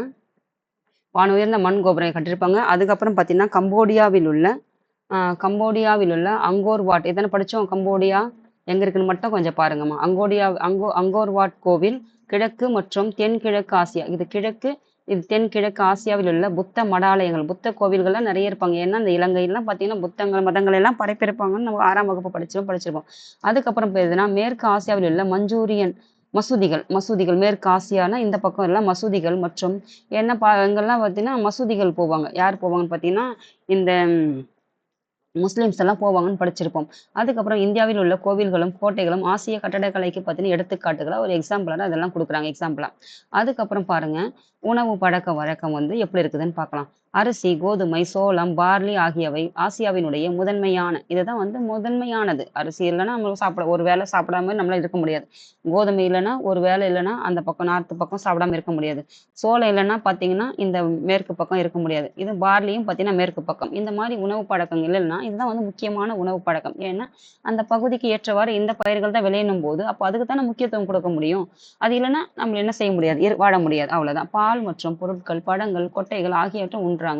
கிழக்கு ஆசியாவில் பார்த்தீங்கன்னா அரிசி கிடைக்கப்பெறாத கிழக்கு பார்த்தீங்கன்னா இந்த பக்கம் அரிசி கிடைக்கப்பெறாத காலங்களில் பார்த்தீங்கன்னா ரொட்டி, நூடுல்ஸ் போன்ற உணவுகளை உண்கின்றனர். தேயிலை, காஃபி பொற்று, தோட்ட பயிர்கள் பார்த்தீங்கன்னா இதெல்லாம் பார்த்தீங்கன்னா நம்ம குடிக்கிற பானங்கள்னு சொல்றாங்க. அதுக்கப்புறம் பார்த்தீங்கன்னா மேற்கு ஆசியாவில் பார்த்தீங்கன்னா இந்த பக்கம் மேற்கு பக்கம் ஆசியாவில் மாமிசம், மூலிகைகள், ஆலிவ் எண்ணெய் போன்றவை உணவில் சேர்த்து கொள்ளப்படும் முதன்மை பொருட்கள்னு சொல்லியிருக்காங்க இதெல்லாம்.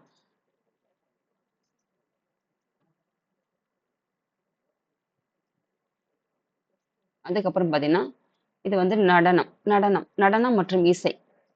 இசை அந்த மாதிரி ஒரு இசை. அதுக்கப்புறம் நடனம் எப்படி நடனம் ஆடுறது இதுதான். அப்புறம் ஆசியாவில் யாங்கி, டிராகன் நடனம், கபாகி போன்ற நடனங்கள். கிழக்கு ஆசியாவில் பார்த்தீங்கன்னா புகழ்பெற்ற நடனங்கள். கிழக்கு ஆசியான்னா இந்த பக்கமா யாங்கி, டிராகன் நடனம், கபாகி இந்த நடனம். அப்போ இந்தியாவின் நடனம் எதுனா இருக்குதான்னு பாருங்கம்மா. உங்களுக்கு ஒரு ஹோம்ஒர்க். இந்தியாவினுடைய நடனம் எதனா இருக்குதா? தமிழ்நாடினுடைய நடனம் எதுன்னு பாருங்க.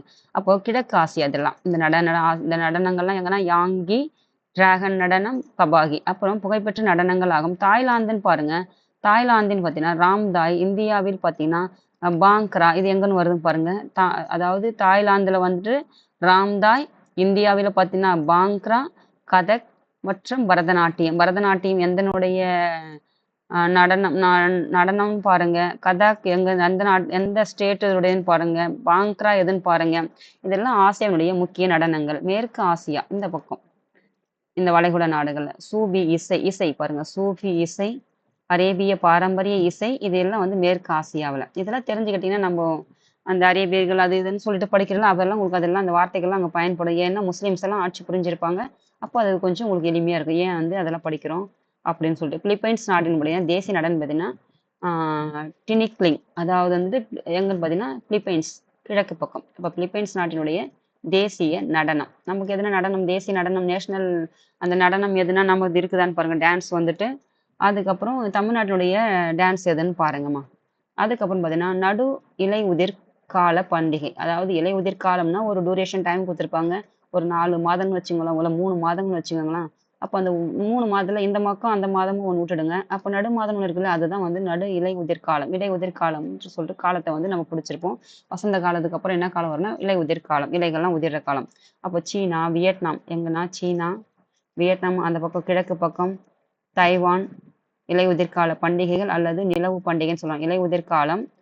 அந்த பக்கம் எப்படின்னு பார்த்தீங்கன்னா, ஏதாவது ஸ்ப்ரிங் சீசன் சொல்லுவாங்க. அதாவது நல்ல ஒரு ஒரு நல்ல ஒரு அருமையான காலகட்டம் அது.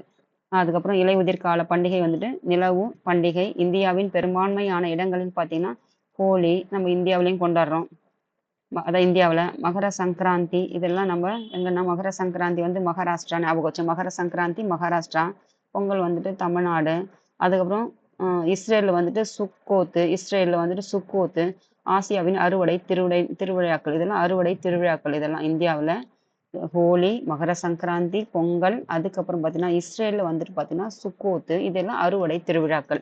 இது வந்து என்னன்னு பார்த்தீங்கன்னா இலையுதிர் கால பண்டிகை அங்க ஆசியாவுல மற்ற நாடுகள்ல.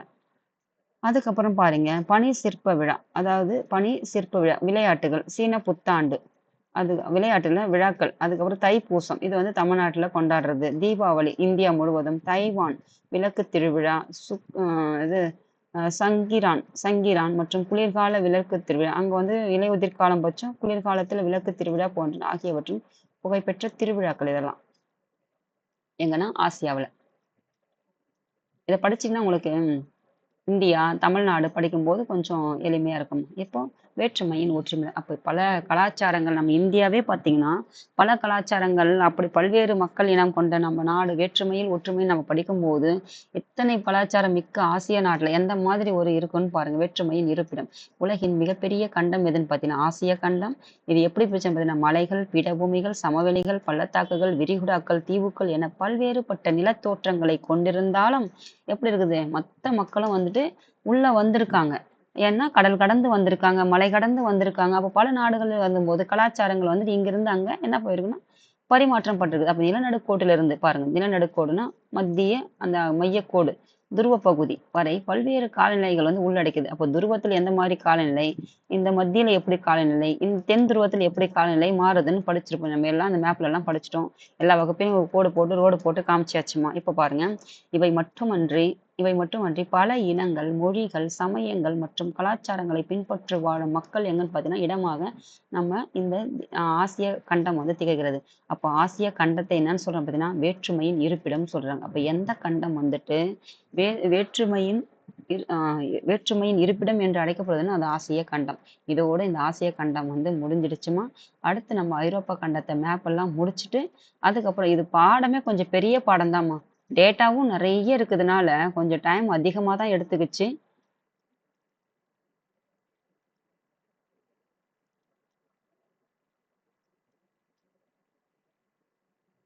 முடிச்சிடலாம். இந்த பாடத்த இன்னும் 2 வீடியோ போட்டு முடிச்சிடுறேன் கொஞ்சம். தேங்க்யூம்மா. இதோட இந்த பாடம் நிறைவடையுது. அடுத்து நம்ம ஐரோப்பா வரைபடத்துல பார்க்கலாம். தேங்க்யூ.